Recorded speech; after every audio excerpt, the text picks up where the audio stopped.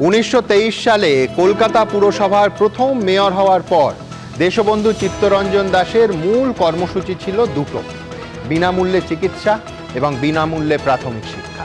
সেদিন নিশ্চয়ই তিনি স্বপ্নেও ভাবেননি তাঁরই বাংলায় একদিন পুরসভার চাকরি মেধার ভিত্তিতে নয়, কোটি কোটি টাকায় বিক্রি হবে। এই ভয়ঙ্কর পুরনিয়োগ দুর্নীতি নিয়ে আজ প্রথম প্রশ্ন। লকডাউনে যখন ঘরে ঘরে হাহাকার, ব্যবসা বন্ধ, তখনই সুজিত বসু আর তার ছেলের রেস্তোরাঁর অ্যাকাউন্টে নগদে জমা হয়েছে কোটি কোটি টাকা। আদালতে দাবি করল ইডি।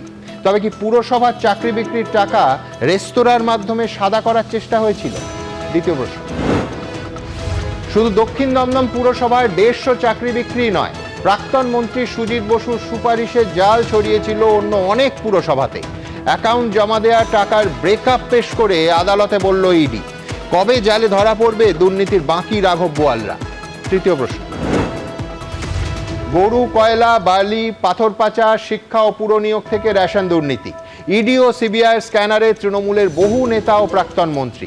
ইডির নজরে 5 বার হাজিরা এড়ানো রথীন ঘোষ। পুরনিয়োগ দুর্নীতিতে এবার কি বিপদ বাড়তে চলেছে প্রাক্তন খাদ্যমন্ত্রী? চতুর্থ প্রশ্ন। ভোটের ফলের দিন বারুইপুর পশ্চিমের বিজেপি প্রার্থীকে প্রকাশ্যে চর, সাসপেন্ড আইসি সহ 2 অফিসার। ভোটে ভরাডুবির পর বিষ্ণুপুরে বিজেপিকে বেলাগাম হুমকি তৃণমূলের প্রাক্তন মন্ত্রী। 215 থেকে টেনে 80-তে নামিয়েছে মানুষ, তাতেও যাচ্ছে না উদ্ধত্ত। পঞ্চম প্রশ্ন। রংচটা বাড়ির গোপন কুঠরিতে অরূপ রায় ঘনিষ্ঠ তৃণমূল নেতার শীষমহল। কোথাও আলিশান বেডরুম, কোথাও বাহারি বৈঠকখানা, থরে থরে সাজানো দামি আসবাব। রাজ্য জুড়ে আর কোথায় কোথায় লুকোনো আছে তৃণমূল নেতাদের বৈভবের চিহ্ন?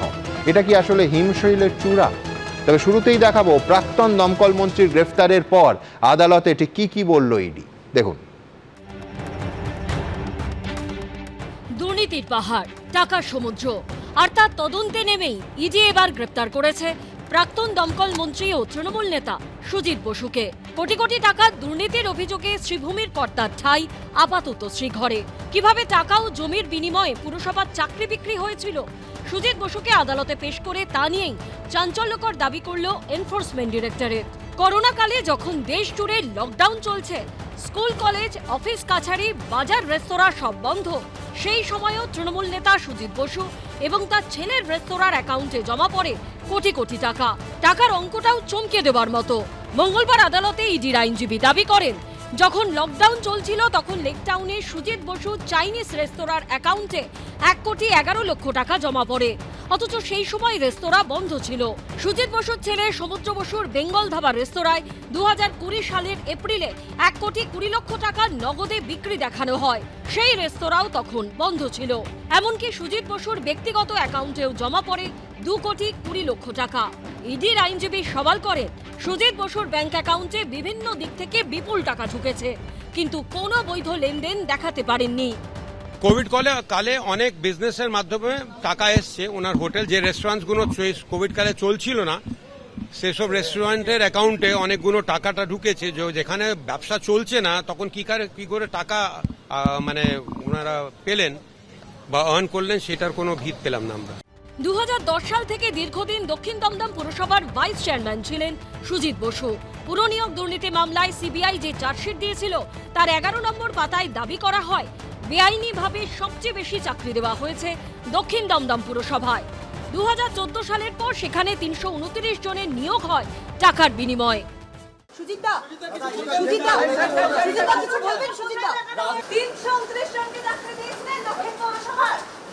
ইডি সূত্রে দাবি, দক্ষিণ দমদম সহ একাধিক পুরসভায় প্রায় 150 জনের চাকরি হয়েছিল সুজিত বসুর সুপারিশে। কখনো টাকা, আবার কখনো জমি বা সম্পত্তির বিনিময়ে সেই চাকরি বিক্রি করা হয়। মঙ্গলবার আদালতে ইডির আইনজীবী দাবি করেন, শ্রীভূমিতে একটি বহুতলে সুজিত বসু ও তার পরিবারের সদস্যদের নামে 3টি ফ্লোর রয়েছে, অথচ তার জন্য কোনো আর্থিক লেনদেন হয়নি। টাকা না নিয়ে কে বাড়ি দেবে? আসলে সম্পত্তির পরিবর্তে দক্ষিণ দমদম পুরসভায় চাকরি দেওয়া হয়েছিল। কেন্দ্রীয় এজেন্সির দাবি, সুজিত বসু ও তার পরিবারের সদস্যদের ব্যাংক অ্যাকাউন্টে গত 7 বছরে জমা পড়েছে 8 কোটি টাকা। অন্তত 3টি শেল কোম্পানি খুলে এই কালো টাকা সাদা করার চেষ্টা করা হয়েছে। ইডি সূত্রে দাবি, দেখা যাচ্ছে একটি কোম্পানিকে সুজিত বসুর কোম্পানি ম্যান পাওয়ার সাপ্লাই করছে, কিন্তু তদন্ত উঠে এসছে আসলে কোনো ম্যান পাওয়ার দেওয়া হয়নি, কিন্তু লাখ লাখ টাকা ঢুকেছে সুজিত বসু বা তার কোম্পানির অ্যাকাউন্টে। ইডির আইনজীবী এদিন আদালতে বলেন, সুজিত বসু প্রশ্নের উত্তর দেননি, তদন্তে সহযোগিতা করেননি। ছাড়া পেলেও তিনি তদন্ত প্রভাবিত করতে পারেন। তিনি একজন প্রভাবশালী নেতা। পুরো নিয়োগ দুর্নীতিতে সমস্ত টেম্পারিং করা কাগজ পাওয়া গেছে, পেপার পাওয়া গেছে। ও জেলে না যাবে তা অন্য লোক জেলে যাবে না। একটা রোল বিক্রি করে আপনি আপনার সংসার চালাতে পারবেন না, সে হাজার হাজার কোটি টাকা। ওর যে হোটেল আছে, হোটেলের দাম কত জানেন? 100 কোটির দাম আছে। এটা তো ওনাকে অভিযুক্ত করা হচ্ছে, অভিযুক্ত প্রমাণ হয়নি, কোর্টে প্রমাণ করতে হবে না। দুপক্ষের সওয়াল জবাব শুনে দ্রুত প্রাক্তন দমকল মন্ত্রী সুজিত বসুকে 21শে মে পর্যন্ত ইডি হেফাজতের নির্দেশ দিয়েছে আদালত। প্রকাশ সিনহা, আবির দত্ত ও সমীরণ পালের রিপোর্ট, এবিপি আনন্দ। দেখুন, কেঁচো খুঁড়তে গিয়ে কেউটে বেরিয়েছে বললেও কম বলা হয়। তদন্ত হচ্ছিল শিক্ষক নিয়োগ দুর্নীতি। তদন্ত একটু এগোতেই দেখা গেল রন্ধে রন্ধে আরও গভীর পুর নিয়োগ দুর্নীতি। তারপর অয়নশীলের ওই অফিস থেকে 17টা পুরসভার নিয়োগের নথি আর অসংখ্য চাকরি প্রার্থীদের নামের তালিকা উদ্ধার হলো। প্রথমে সিবিআই, তারপরে ঢুকলো ইডি। আর আজ সুজিত বসুর গ্রেফতারের পর ইডি আদালতে দাঁড়িয়ে যা বলল তা রীতিমতো চমকে দেওয়ার মতো। এক, কোভিডের সময় তৃণমূল পরিচালিত দক্ষিণ দমদম পুরসভায় একই সঙ্গে চাকরি হয় 29 জনের। ইডি বলছে সুজিত বসুর সুপারিশে পুরসভায় অন্তত 150 জনের চাকরি হয়েছিল। 2, কারু কাছ থেকে টাকা নেওয়া হয়, এমনকি জমির বিনিময়ে চাকরি দেওয়া হয় কাউকে কাউকে। 3, ভাবুন, করোনাকালে লকডাউনের সময় যখন কেউ বাড়ি থেকেই বেরোচ্ছেন না, দোকান, বাজার, রেস্তোরাঁ সমস্ত কিছু বন্ধ, তখন সুজিত বসু আর তার পরিবারের রেস্তোরাঁর অ্যাকাউন্টে জমা পড়েছে কোটি কোটি টাকা। দেখুন, ইডি আজ আদালতে একটা চাঞ্চল্যকর ব্রেকআপও দিয়েছে। যখন ধাবা, রেস্তোরাঁ বন্ধ ছিল বলে সেখানকার কর্মীরাই জানাচ্ছেন, তখন সেখানে জমা পড়েছে কখনো 3 কোটি, কখনো প্রায় 2 কোটি, কখনো প্রায় 1 কোটি টাকা। আজ আমার প্রথম বক্তা সিবিআইয়ের প্রাক্তন যুগ্ম অধিকর্তা ডক্টর উপেন বিশ্বাস। দেখুন, ইডি বলছে যে চাকরি বিক্রি করে টাকা আসছে, আর সেই টাকা ঢুকছে যখন সুইগি জোম্যাটোর ডেলিভারিও বন্ধ, সেই সময় মানে কোভিডকালে রেস্তোরাঁর অ্যাকাউন্টে। এটা ধরে কিভাবে ইডি এগোচ্ছে উপেনদা? এটা কি হিমশৈলের চূড়া বলবেন?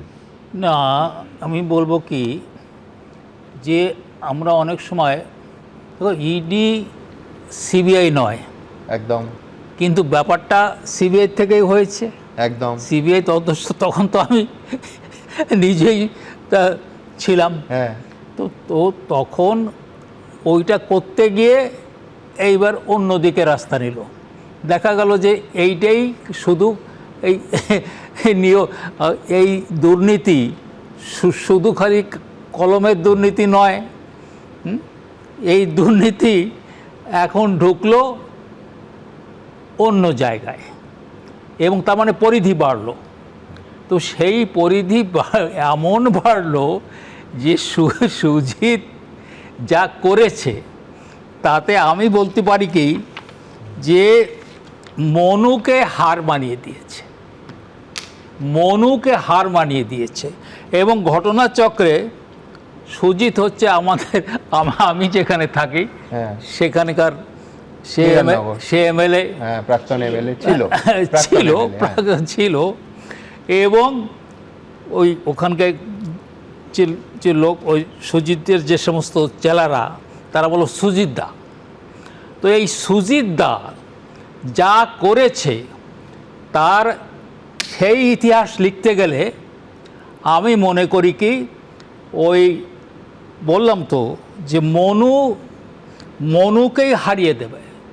তো এইরকম, কিন্তু তদন্তটা কেমন করে হবে? এই সিবিআই, আমি বলবো, আমি তো আগেও তোমাকে কয়েকবার বলেছি যে সিবিআই যে তদন্ত করছে তাতে আমি সন্তুষ্ট না। কিন্তু এবার সিবিআইকে আমাদের ধরতে হবে যে তোমাকে ঠিক মতো করে তদন্ত করতে হবে।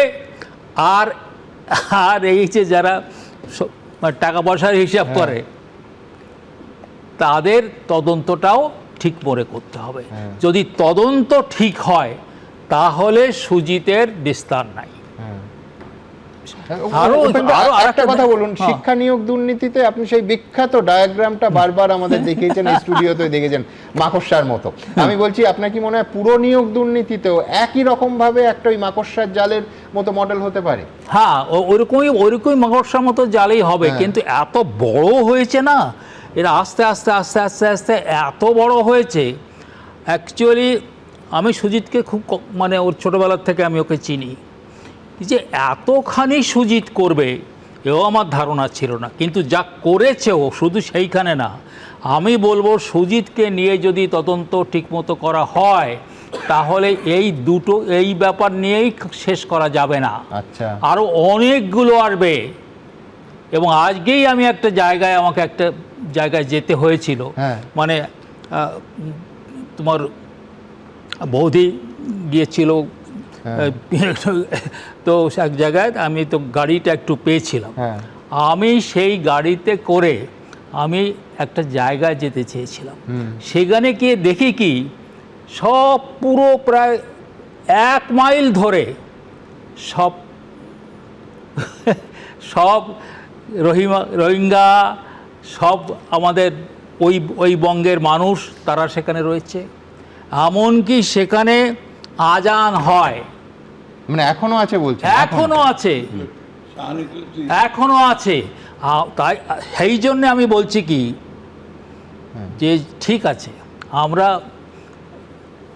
মমতা ব্যানার্জিকে অনেক রকম ক্রিটিসিজম করেছি, করার দরকার ছিল, করেছি, কিন্তু এবার তো আমি বলবো যে নরেন্দ্র মোদী যে সমস্ত যে প্রতিশ্রুতিগুলো করেছে, তার প্রত্যেকটা কিন্তু আমি এক এক করে দেখব। যখনই দেখব ঠিক হয়নি, I will be the first person to সেখানেও আমরা ধরবো। তবে এই পর্যায়ে আমার শেষ আমি আমাকে একটু বলুন, এই যে আমার শুধু একটা কথা বলুন, মনু মানে আপনি কি আমাদের পুরাণের মনু? আমি মনু সংগীতার কথা বলছি। মনু সংগীতা, তাই বলছি, মনু সংগীতার কথা বলছি, যে মনু সংগীতাকে ফেল করে দিয়েছে, ফেল করে দিয়েছে। এবং আজকে যে আমি দেখে আসলাম, আমি ছবি তুলে নিয়ে এসেছি, আজকে যা আমি দেখে আসলাম, অন্য কিছুর দরকার নাই, এইটুকুন করলেই হবে। আমি অবাক হয়ে যাবে। আমাকে একদিন এই ড্রাইভার কি বলছে জানো, যে এই যে বাড়িটা দেখছেন, এই বাড়িটা একজন বিদেশে থাকে একটা লোক, তার বাড়ি সে তালা দিয়ে একটা লোক রেখে দিয়েছে, এবং সেইখানে গিয়ে হচ্ছে ওর একটা অফিস, সুজিতের একটা অফিস। এইরকম প্রায় 30টা অফিসই আছে, যা ওখান বিদেশে লোক, তাদের বাড়ি। অতএব কতটুকুন জানি আমরা, সুজিতদা অতি অনেক বড়। বেশ, আমি এইখান থেকে আমার পরের প্রতিবেদনে আপনাদের সামনে রাখবো যে এর পরে কে। নিঃসন্দেহে প্রাক্তন খাদ্যমন্ত্রী রথীন ঘোষের নাম আসছে, তার কারণ রথীনবাবু অন্তত 5 বার ইডির ডাক এড়িয়েছেন, অসুস্থতা বলে এখন ইডিকে স্পষ্ট জানিয়েছেন। এরপর দ্বিতীয় প্রতিবেদন, তারপর আরও এই ঘটনার ইডির দাবি, পাশাপাশি সুজিত বসুর ঘনিষ্ঠদের কি বক্তব্য দেখাবো আপনাদের। দেখুন, পুরনিয়োগ দুর্নীতির মামলায় বারবার হাজিরা এড়িয়েও শেষে ইডির হাতে গ্রেপ্তার হয়েছেন প্রাক্তন দমকল মন্ত্রী সুজিত বসু। এই একই মামলায় বারবার হাজিরা এড়াচ্ছেন প্রাক্তন খাদ্যমন্ত্রী রথীন ঘোষও। তিনিও এই মামলায় কেন্দ্রীয় এজেন্সির নজরে রয়েছেন। অনেকেরই গ্রেপ্তার হবে, যাদের থাকার কথা জেলে তারা আছে তৃণমূলে। সোমবার প্রাক্তন দমকল মন্ত্রী সুজিত বসুকে গ্রেপ্তার করে ইডি। একই দিনে প্রাক্তন খাদ্যমন্ত্রী রথীন ঘোষকেও ডেকে পাঠিয়েছিলেন ইডি অফিসাররা, কিন্তু তিনি হাজির হননি। এমনকি এপ্রিল মাসে 2 বার এবং মে মাসে 3 বার, অর্থাৎ মোট 5 বার তলবে এখনো পর্যন্ত একবারও ইডি দপ্তরে হাজিরা দেননি রথীন ঘোষ। ভোটের আগে নির্বাচনী ব্যস্ততার কারণ দেখিয়েছিলেন তিনি। আমি বলেছি যে নির্বাচন পর্ব মিটে যাওয়ার পরে নিশ্চয়ই তাদের যদি কিছু জানবার থাকে আমি ফুল কোঅপারেশন করব। ভোটের পরও শৌচাগারে পড়ে গিয়ে চোটের কারণ দেখিয়ে হাজির হননি রথীন ঘোষ। 2023-এর 5ই অক্টোবর পুরনিয়োগ দুর্নীতির মামলায় তৎকালীন খাদ্যমন্ত্রী রথীন ঘোষের বাড়িতে তল্লাশি চালায় ইডি। চলে ম্যারাথন জিজ্ঞাসাবাদও। সেই মামলা তদন্তে একবারও হাজিরা দেননি তিনি। 2009 থেকে 2020 সাল পর্যন্ত তৃণমূল পরিচালিত মধ্যমগ্রাম পুরসভার চেয়ারম্যান ছিলেন রথীন ঘোষ। ইডি সূত্রে দাবি 2014 থেকে 2018-র মধ্যে ওই পুরসভাতেও নিয়োগে বড়সড় দুর্নীতি হয়েছে। মাথাগুলোকে যদি অন্তত ধরা যায় তাহলে মানুষের এই যে নতুন সরকার এসে একটা দুর্নীতিমুক্ত আইনের শাসন প্রতিষ্ঠার চেষ্টা করছে, এই ভরসাটা ফিরে আসবে মানুষের, এবং তারা খুব স্বাভাবিকভাবেই সরকারি যে প্রচেষ্টা, সরকারের যে উদ্যোগ, সেগুলোর উপর ভরসা রাখবে। এর মধ্যে সোমবার মধ্যমগ্রাম পুরসভায় পৌঁছয় আরেক কেন্দ্রীয় এজেন্সি সিবিআই। মধ্যমগ্রাম পুরসভা এলাকায় প্রমোটার ফ্ল্যাট হস্তান্তর করছেন না, এমনই অভিযোগে সুপ্রিম কোর্টে মামলা দায়ের হয়। সিবিআই তদন্তের নির্দেশ দেয় সর্বোচ্চ আদালত। তারই তদন্তে সোমবার মধ্যমগ্রাম পুরসভায় হানা দেয় সিবিআই। ওই বিল্ডিং এর অনুমোদন পত্র, চিঠি, ব্লুপ্রিন্ট, প্ল্যানিং পেপার সহ একাধিক নথি সংগ্রহ করেন। আমাদের পৌরসভার এক্সিকিউটিভ অফিসার এই সিবিআইয়ের যারা এসেছিলেন দিল্লি থেকে, তাদেরকে সহযোগিতা করেছে। তারা এখান থেকে পেয়েছে যে সমস্ত কাগজগুলো, তার কপি, তার সমস্ত নথিপত্র তারা নিয়েছে। এবার মধ্যমগ্রাম পুরসভার নিয়োগ দুর্নীতি নিয়ে ইডি কি করবে? প্রাক্তন দমকল মন্ত্রী সুজিত বসুর গ্রেপ্তারের পর প্রাক্তন খাদ্যমন্ত্রী রথীন ঘোষের ভবিষ্যৎ কি, তা নিয়ে চলছে জল্পনা। প্রকাশ সিনহা ও সমীরণ পালের রিপোর্ট, এবিপি আনন্দ। দেখুন, প্রাথমিক স্কুলে দুর্নীতি ধরতে গিয়ে সামনে এলো পুরো নিয়োগ দুর্নীতি। এখন প্রাক্তন দমকল মন্ত্রী গ্রেফতারের পর এবার কি এই তদন্তের সূত্র ধরে মমতা বন্দ্যোপাধ্যায়ের ক্যাবিনেটের অন্য প্রাক্তন মন্ত্রীদেরও নাম আসছে? আসল প্রশ্ন তো এটাই। সুজিত বসু গ্রেফতার হওয়ার পর এই মুহূর্তে সবার ওপরে যার নাম রয়েছে এই প্রতিবেদনে দেখালাম প্রাক্তন খাদ্যমন্ত্রী রথীন ঘোষের। পরপর 5 বার প্রাক্তন খাদ্যমন্ত্রী ইডির কাছে হাজিরায় এড়িয়ে গেছেন। কিন্তু কথা হলো, পয়সার বিনিময়ে চাকরি বিক্রির আস্ত একটা র্যাকেট চলছিল রাজ্যে। পার্থ চট্টোপাধ্যায় একা নন, একের পর এক ক্যাবিনেট মন্ত্রী এই দুষ্টচক্রে যুক্ত ছিলেন বলে ইডি আজ দাবি করেছে। মোডাস অপারেন্ডি তো খুব স্পষ্ট, একেবারে স্কুল থেকে পুরসভা সর্বত্র এক, টাকা দাও বা জমি দাও আর চাকরি নাও। বাজারে রেট চার্ট ঘুরে বেড়াচ্ছে, এই অনুষ্ঠানে বহুবার দেখিয়েছি, আবার দেখাবো। অথচ পুলিশের মাথায় যারা বসেছিলেন, সরকারের মাথায় যারা বসেছিলেন, তারা কেউ কিচ্ছু জানতেন না। এটা কি আদৌ বিশ্বাসযোগ্য? আমার পরের বক্তা ডক্টর নজরুল ইসলাম কি বলেন? দেখুন, পার্থ চ্যাটার্জির কথা বলুন, সুজিত বোস বলুন, রথীন ঘোষ বলুন, এরা দাবার বুড়ে। দেখুন, প্রতিটা আলাদা আলাদা বিভাগে যে দুর্নীতি, তার রকমটা এক। এটা প্রমাণ করে যে এই পুরোটা ষড়যন্ত্র, পরিকল্পনা, এক্সিকিউশন করেছেন তার নাম হচ্ছে মমতা ব্যানার্জি, যিনি ছিলেন মুখ্যমন্ত্রী এবং পুলিশ মন্ত্রী। এই জন্যে পুলিশের লোকেরা কিছু দেখতে পায়নি, প্রথম কথা। দ্বিতীয় কথা, দেখুন, শিক্ষক নিয়োগ দুর্নীতির তদন্ত করতে গিয়ে অয়নশীলের বাড়ি থেকে যেসব কাগজপত্র পাওয়া যায়, তার থেকে এই পুরো নিয়োগ দুর্নীতির কথা সামনে আসে। একথা আমরা জানি যে আজ যার গ্রেপ্তারি নিয়ে আলোচনা হচ্ছে, তিনি ইডির তথ্য অনুযায়ী যে অন্তত 150 জন লোকের কাছ থেকে অর্থ নিয়েছেন, এবং আজকে তারা আদালতে এটাও জানিয়েছেন যে তার ব্যাংকের অ্যাকাউন্টে যেসব টাকা জমা পড়েছে সেগুলো তিনি ব্যাখ্যা করতে পারেননি, তার বক্তব্যে অসঙ্গতি হচ্ছে, এই জন্য তাকে গ্রেপ্তার করা হয়েছে। ঠিক আছে, কিন্তু যিনি এগুলো তাকে দিয়ে করিয়েছেন, আমি আরও বলছি, পুরো নিয়োগ করতে গেলে পুরো মন্ত্রীর সহযোগিতা ছাড়া এটা করা সম্ভব হয়েছে? কারণ সেই সব পদগুলোর জন্য, সে অর্থের জন্যে অনুমতি নিতে হয়, আমি খোঁজ নিয়ে দেখেছি। তো তাহলে পুরমন্ত্রী কেন গ্রেপ্তার হবে না? আর এই দমকল মন্ত্রী আর পুরমন্ত্রী অপরাধগুলো মুখ্যমন্ত্রী না চাইলে করতে পেরেছেন? আমি আগেই সেটা বলেছি। দেখুন, আমি রেশন, আপনার মনে আছে যখন রেশন কেলেঙ্কারি দেখা গেল, কলকাতা পুলিশ, জেলার পুলিশ তো বটে, কেস করেছে, স্পেসিফিক কেস, সেইটা একটা পর্যায়ে গিয়ে আটকে যাচ্ছে। তারপরে কলকাতায় কেস শুরু হয়েছিল, নদিয়াতে কেস শুরু হয়েছিল, একদম।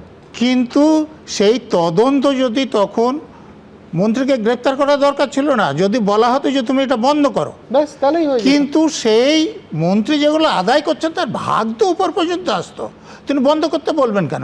সেই জন্য পুলিশের তদন্ত বন্ধ করেছিলেন, যার জন্য আজকে এটা দেখতে হচ্ছে। এই যে শিক্ষক নিয়োগে পার্থ চ্যাটার্জি গ্রেপ্তার হলেন, অন্য অনেক নেতা মন্ত্রী আমলা গ্রেপ্তার হলেন, কিন্তু পার্থ চ্যাটার্জি তো একটা বোড়ে। এই যে আজকে ভোটে হারার পরপর ওই মার্কশিট প্রকাশ হয়ে গেল, আগে হয়নি কেন?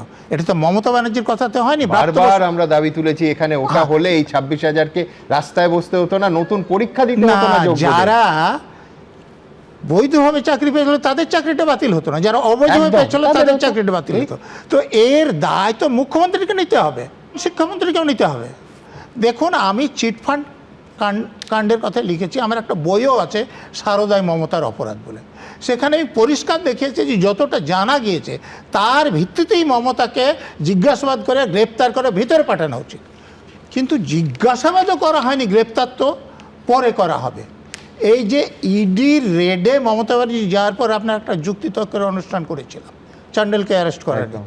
আমি সেখানে পরিষ্কার বলেছিলাম যে এখানকার লোক ওই চান্ডেল অ্যারেস্ট হলো কিনা সেটা জানতে চায় না, মমতা ব্যানার্জি অ্যারেস্ট হলো কিনা সেটা জানতে চাই। সেখানে কবে যাবে সে কথা বলে। বেশ, আমি প্রদীপ্তর কাছে আসবো, কিন্তু তার আগে আপনাদের সামনে একটা তারিখ বলবো, তার জন্য আমার জয়ন্তর কাছে আসতে হবে। সেটা হচ্ছে 15ই নভেম্বর। কেন এই তারিখটা বলছি, খুব ইন্টারেস্টিং। কিন্তু তার আগে আমার পরের প্রতিবেদনে দেখাবো যে ভাবুন, একটা দুর্নীতির তদন্ত করতে গিয়ে এগিয়ে আরেকটা দুর্নীতি, যার শিকড় আরও গভীরে, তার সন্ধান পাওয়া গেছে। কি মারাত্মক সেই জায়গাগুলো বারবার আমরা দিনের পর দিন অনুষ্ঠান করেছি। দ্রুত একবার আপনাদের মনে করিয়ে দেবো, দেখুন। একেবারে রেড চার্ট বেঁধে চাকরি বিক্রি, একই দিনে নিয়োগের বিজ্ঞপ্তি, অ্যাপয়েন্টমেন্ট লেটার ও কাজে যোগদান। একাধিক প্রাক্তন মন্ত্রী, পুরসভার চেয়ারম্যান, ভাইস চেয়ারম্যানদের জড়িত থাকার অভিযোগ। তৃণমূল আমলে যেসব বিরাট দুর্নীতির অভিযোগ উঠেছে তার মধ্যে অন্যতম একাধিক পুরসভায় চাকরি বিক্রি। এই মামলাতেই ইডির হাতে গ্রেপ্তার হলেন তৃণমূল নেতা ও প্রাক্তন দমকল মন্ত্রী সুজিত বসু। সুজিত বোস প্রাক্তন দমকল মন্ত্রী, তাকে ইতিমধ্যে এনফোর্সমেন্ট ডিরেক্টরেটের তরফ থেকে পুর নিয়োগ দুর্নীতি মামলায় যে তাকে গ্রেপ্তার করা হয়েছে, গ্রেপ্তারের পরে তাকে ইতিমধ্যে নিয়ে যাওয়া হচ্ছে। সেই ছবিটা আমরা দেখতে পাচ্ছি, সেন্ট্রাল ফোর্সের বাহিনী তারাও এখানে রয়েছেন। এই দুর্নীতির হদিশ যেভাবে মিলেছিল তা যে কোনো থ্রিলারকেও হার মানাতে পারে, ঠিক যেন কেঁচো খুঁড়তে কেউঠে। স্কুলে নিয়োগ দুর্নীতি ঘিরে রাজ্য তখন তোলপাড়। 2023 সালের 19শে মার্চ দ্রুত প্রমোটার অয়নশীলের সল্টলেকের অফিসে তল্লাশি অভিযান চালায় ইডি। এই কেন্দ্রীয় এজেন্সি সূত্রে দাবি, অয়নশীলের অফিস থেকে অন্তত 7টি পুরসভার নিয়োগ সংক্রান্ত নথি ও চাকরি প্রার্থীদের নামের তালিকা উদ্ধার হয়। অফিসের ড্রয়ার থেকে উদ্ধার হয় 400টি ওএমআর শিট, যার মধ্যে অনেকগুলি ওএমআর শিট ফাঁকা ছিল। ইডি সূত্রে দাবি করা হয়, প্রমোটার অয়নশীলের সংস্থা এবিএস ইনফোজোনের অফিসের কম্পিউটারের ফোল্ডারে যে নথি পাওয়া গিয়েছিল সেখানেই ছিল একাধিক প্রভাবশালীর নাম। উল্লেখ করা ছিল চাকরি বিক্রির টাকার অঙ্ক। আদালতে অয়নশীলের অফিসকে ডেটা মাইন বা তথ্যের খনি বলে উল্লেখ করেছিল এনফোর্সমেন্ট ডিরেক্টরেট। তদন্ত আরও এগোনোর পর সামনে আসে চাঞ্চল্যকর তথ্য। গোয়েন্দা সূত্রে দাবি করা হয়, একেবারে রেড চার্ট তৈরি করে পুরসভার চাকরি বিক্রির অভিযোগ সামনে আসে। কিন্তু এই চাকরি বিক্রির টাকা কাদের পকেটে যেত? ইডি সূত্রে আরও দাবি, অয়নশীলের সল্টলেকের অফিসে তল্লাশির সময় সেখানে একটি ডায়েরি উদ্ধার হয়, যেখানে কোড ওয়ার্ডে বিভিন্ন নাম লেখা ছিল। সূত্রের দাবি, সেই ডায়েরির একটি জায়গায় লেখা ছিল এসবি, তার পাশে কয়েক কোটি টাকার অঙ্ক। ইডি সূত্রে দাবি, পরবর্তীকালে জেরায় অয়নশীল দাবি করেন সেই এসবি আসলে সুজিত বসু। সেই থেকে পুরনিয়োগ দুর্নীতি মামলায় কেন্দ্রীয় এজেন্সি স্ক্যানারে আসেন প্রাক্তন দমকল মন্ত্রী। সুজিত বসু দিয়ে তো সবে শুরু, একে একে ঘুঘুর বাসা ভাঙবে এবং একে একে অনেক পাখি জালে ধরা পড়বে। যারা অন্যায় করেছে, যারা সাধারণ মানুষের টাকা লুট করেছে, একজনও ছাড়া পাবে না, একজনও নিষ্কৃতি পাবে না। সুজিত বসু দিয়ে যেটা সূচনা হলো, নিশ্চিতভাবে এই জল অনেক দূর পর্যন্ত গড়াবে। জেলায় জেলায় পর্যন্ত যারা বিভিন্ন দুর্নীতির সঙ্গে যুক্ত, কেউ রেহাই পাবে না, প্রত্যেককে জেলে যেতে হবে। এদিন সুজিত বসুকে ব্যাংশাল আদালতে তোলা হলে ইডির আইনজীবী বলেন, শিক্ষক নিয়োগ দুর্নীতিতেও সুজিত বসুর ভূমিকা রয়েছে। ডিজিটাল এভিডেন্স পাওয়া গিয়েছে, হয়তো পরিস্থিতি বদলেছে, তবে নেক্সাস এখনো ভাঙেনি। মঙ্গলবার সুজিত বসুকে 21শে মে পর্যন্ত ইডি হেফাজতে পাঠিয়েছে আদালত। এবার তাকে জিজ্ঞাসাবাদ করে কি আরো কোনো বড় নাম সামনে আসবে, সেটাই দেখার। আবির দত্ত, প্রকাশ সিনহা ও ঝিলম করঞ্জাইয়ের রিপোর্ট, এবিপি আনন্দ। দেখুন, অনেকেই আশঙ্কা করেছিলেন যে 2026-এর বিধানসভা ভোটের আগে একের পর এক তৃণমূলের নেতামন্ত্রী গ্রেফতার হবে এবং কেন্দ্রীয় এজেন্সি সেই গ্রেফতারিগুলো করবে। তৃণমূলের শীর্ষ নেতৃত্ব একেবারে মঞ্চের ওপর থেকে বারবার সে কথা বলতেন, কিন্তু অনেককেই হতবাক করে দিয়ে দিল্লিতে আপের সঙ্গে যা হয়েছিল তা কিন্তু পশ্চিমবঙ্গে তৃণমূলের সঙ্গে হয়নি। এবার আপনাদের আবার সেই তারিখটা বলি। গত বছরের 15ই নভেম্বর ইডি সূত্র বলছে আজ যা যা তথ্য প্রমাণ আদালতে পেশ করা হলো তা ওই 15ই নভেম্বরের মধ্যেই ইডির হাতে চলে এসেছিল। বেশ কয়েকজন অফিসার সুজিত বসুকে তখনই গ্রেফতার করার পক্ষে ছিলেন, কিন্তু শোনা যায় ওই সময় ওই নভেম্বর মাসের তৃতীয় শনিবার তৎকালীন দমকল মন্ত্রীকে গ্রেফতার করলে ভোটের মুখে এটা বিরাট রাজনৈতিক ইস্যু হয়ে যাবে এবং রাজ্যের তৎকালীন শাসক দল তৃণমূল কংগ্রেস ভোটে ভিকটিম কার্ড খেলার সুযোগ পাবে। এই আশঙ্কায় সেই গ্রেফতারের সিদ্ধান্ত স্থগিত রাখা হয়। আমার পরের বক্তা আইনজীবী জয়ন্ত নারায়ণ চট্টোপাধ্যায়ের কাছে প্রশ্ন থাকবে, আবার ভবিষ্যতে এই তদন্তগুলো পুরোদমে চালানোর ক্ষেত্রে কোনো রাজনৈতিক বাধ্যবাধকতা আসবে না তো জয়ন্ত? সুমন, তোমার এই প্রোগ্রামে আমি এসেছি স্বাধীনতার পর, মানে পালাবদলের পর, কিন্তু এক ভদ্রলোককে খুব মিস করছি যার এই বাঁদিকের চেয়ারটাতেই বসে থাকার কথা ছিল, শীর্ণ কিন্তু বলিষ্ঠ এবং ঋজু কণ্ঠের অধিকারী আজকে তার এখানে থাকার কথা ছিল এবং হয়তো তার জায়গায় আমি এসে বসলাম। সুমন, তাকে খুব মিস করছি। আমার বক্তব্য তাকে শ্রদ্ধা হিসেবে নিবেদন করব। আমি শুরু করব এই বলে যে এরা খেতে জানতো কিন্তু হজম করতে জানতো না। গত 15 বছরে ভুরি ভুরি গ্রেপ্তার আমরা দেখেছি এবং তোমার এই চ্যানেলে এসে আমি প্রশ্ন তুলেছি যে সেটিং নেই তো, শেষ হচ্ছে না কেন, বা কিছুদিন বাদে অ্যারেস্ট হবার পরে তারা বেরিয়ে যাচ্ছে, সাধারণ মানুষের মনে প্রশ্ন উঠছে যে তার মানে কি একটা সেটিং রয়েছে। কিন্তু আজকে আমি তোমাকে বলি, তুমি একটা কথা আমাকে ধরিয়ে দিয়েছো যে ভোটের আগে যদি এদের তোলা হতো তাহলে কিন্তু এরা ভিকটিম কার্ড খেলবার সুযোগ পেত, হয়তোবা শহীদ হয়ে যেত, হয়তোবা এই দেখিয়ে তারা ভোটে জিততো। অর্থাৎ এবং এই কথাই বলা হতো, যেটা আমরা 21শে জুলাইয়ের মঞ্চেও অভিষেক বন্দ্যোপাধ্যায়ের কাছ থেকে শুনেছি যে যখনই 21শে জুলাই আসে তখনই একটা করে গ্রেপ্তার আসে, যখনই ভোট আসে তখনই গ্রেপ্তার আসে। আমি দেখুন ইডি সিবিআই এর আইনজীবী নই, কিন্তু এটা ঠিক যে এবার অন্তত ইডি সিবিআই ওই ভুলটা করেনি, অর্থাৎ সুজিত বসুকে বা সুজিত বসুদের শহীদ হবার ক্ষমতা বা শহীদ হবার সুযোগ দেয়নি। এবং আমি তোমায় বলছি, যখনই এই অভিযুক্ত নেতামন্ত্রীরা চিঠি লিখে ইডিকে বলেছেন যে আমি ভোটের কাজে ব্যস্ত আছি, প্রচারে আছি, প্রত্যেককে সময় দেওয়া হয়েছে। সুমন, হঠকারে গ্রেফতার কোনো বুদ্ধিমানের কাজ হতো না, কারণ শুধু গ্রেপ্তার নয়, গ্রেপ্তারে সাধারণ মানুষকে যেমন স্যাটিসফাই করতে হয়, আজকাল মিডিয়ার যুগ, পাশাপাশি তো আদালতকেও স্যাটিসফাই করতে হয়। অর্থাৎ যদি তথ্য প্রমাণ যথেষ্ট না আসে তাহলে কাউকে জোর করে জেদ করে গ্রেপ্তার করা পরে কিন্তু বুমেরাং হয়ে যায় এবং এটা আমরা বহুবার দেখেছি। সে পার্থ চট্টোপাধ্যায় বলো, জ্যোতিপ্রিয় মল্লিক বলো, এখানে যারা ওনাদের রিপ্রেজেন্ট করেছেন মুখপাত্র পার্টির, তারা বারবার বলেছেন কি হলো কি হলো, এই তো গ্রেপ্তার হয়ে তারপর বেরিয়ে এলো। অর্থাৎ আমি এটাও মনে করি যথেষ্ট তথ্য প্রমাণ পাবার পরে গ্রেপ্তার করাটা যথাযথ হয়েছে।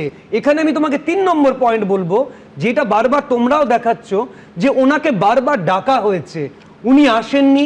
কখনো ভোটের প্রচারে ব্যস্ত দেখিয়ে উনি আসেননি, কখনো বা ওনার আইনজীবী বা ওনার ছেলে তারা গিয়ে সময় চেয়ে এনেছেন। অর্থাৎ ইডিকে কেউ বলতে পারবে না যে ইডি সুযোগ দেয়নি, কিন্তু ইডি এখন বলছে তদন্তে যথাযথ সহযোগিতা করা হয়নি। অর্থাৎ তদন্তে সহযোগিতা করনি, এটা কিন্তু গ্রেপ্তারের একটা বড় কারণ। এবং আজকেও কোর্টে ইডি বলেছে যে সুজিত বাবু তদন্তে সহযোগিতা করেননি, সেই কারণে, এবং এটা গ্রেপ্তারের বড় কারণ। এবং তার জন্য যদি ইডি তাকে হেফাজত চায়, আদালত হেফাজত দিয়েও দেবেন।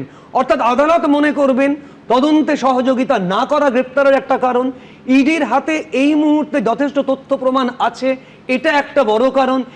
এখন কোনো ভোট নেই, এখন 21শে জুলাই নেই, এখন গ্রেপ্তার করলে অন্তত শহীদ কার্ডটা ওনারা খেলতে পারবেন না, ভিকটিম কার্ডটা খেলতে পারবেন না। আমি তোমাকে আরেকটা কথা বলে শেষ করব, যে পুলিশকে এনারা আগে শেষ করে দিয়েছিলেন একেবারে একদম প্রথমে। তুমি মনে করে দেখো, যখন মাননীয়া ছুটলেন ভবানীপুর থানায় আসামি ছাড়াতে, তারপর একের পর এক শিক্ষক নিয়োগ দুর্নীতি থেকে শুরু করে প্রত্যেকবার শিক্ষকদের মারা হয়েছে, সেই বিখ্যাত দৃশ্য বা কুখ্যাত দৃশ্য, শিক্ষককে লাথি মারা হচ্ছে, যোগ্য চাকরি প্রার্থীদের একজন কনস্টেবল কামড়ে দিলেন, যারা মার খেয়েছেন এই স্টুডিওর ওই চেয়ারে এসে বসেছেন।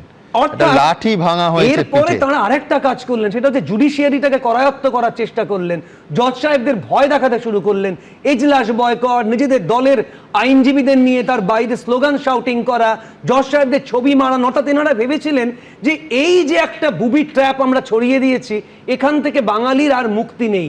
কিন্তু অবশেষে জজ সাহেবরা মানে জুডিশিয়ারি অনেক স্ট্রং হয়ে ফিরে এলেন।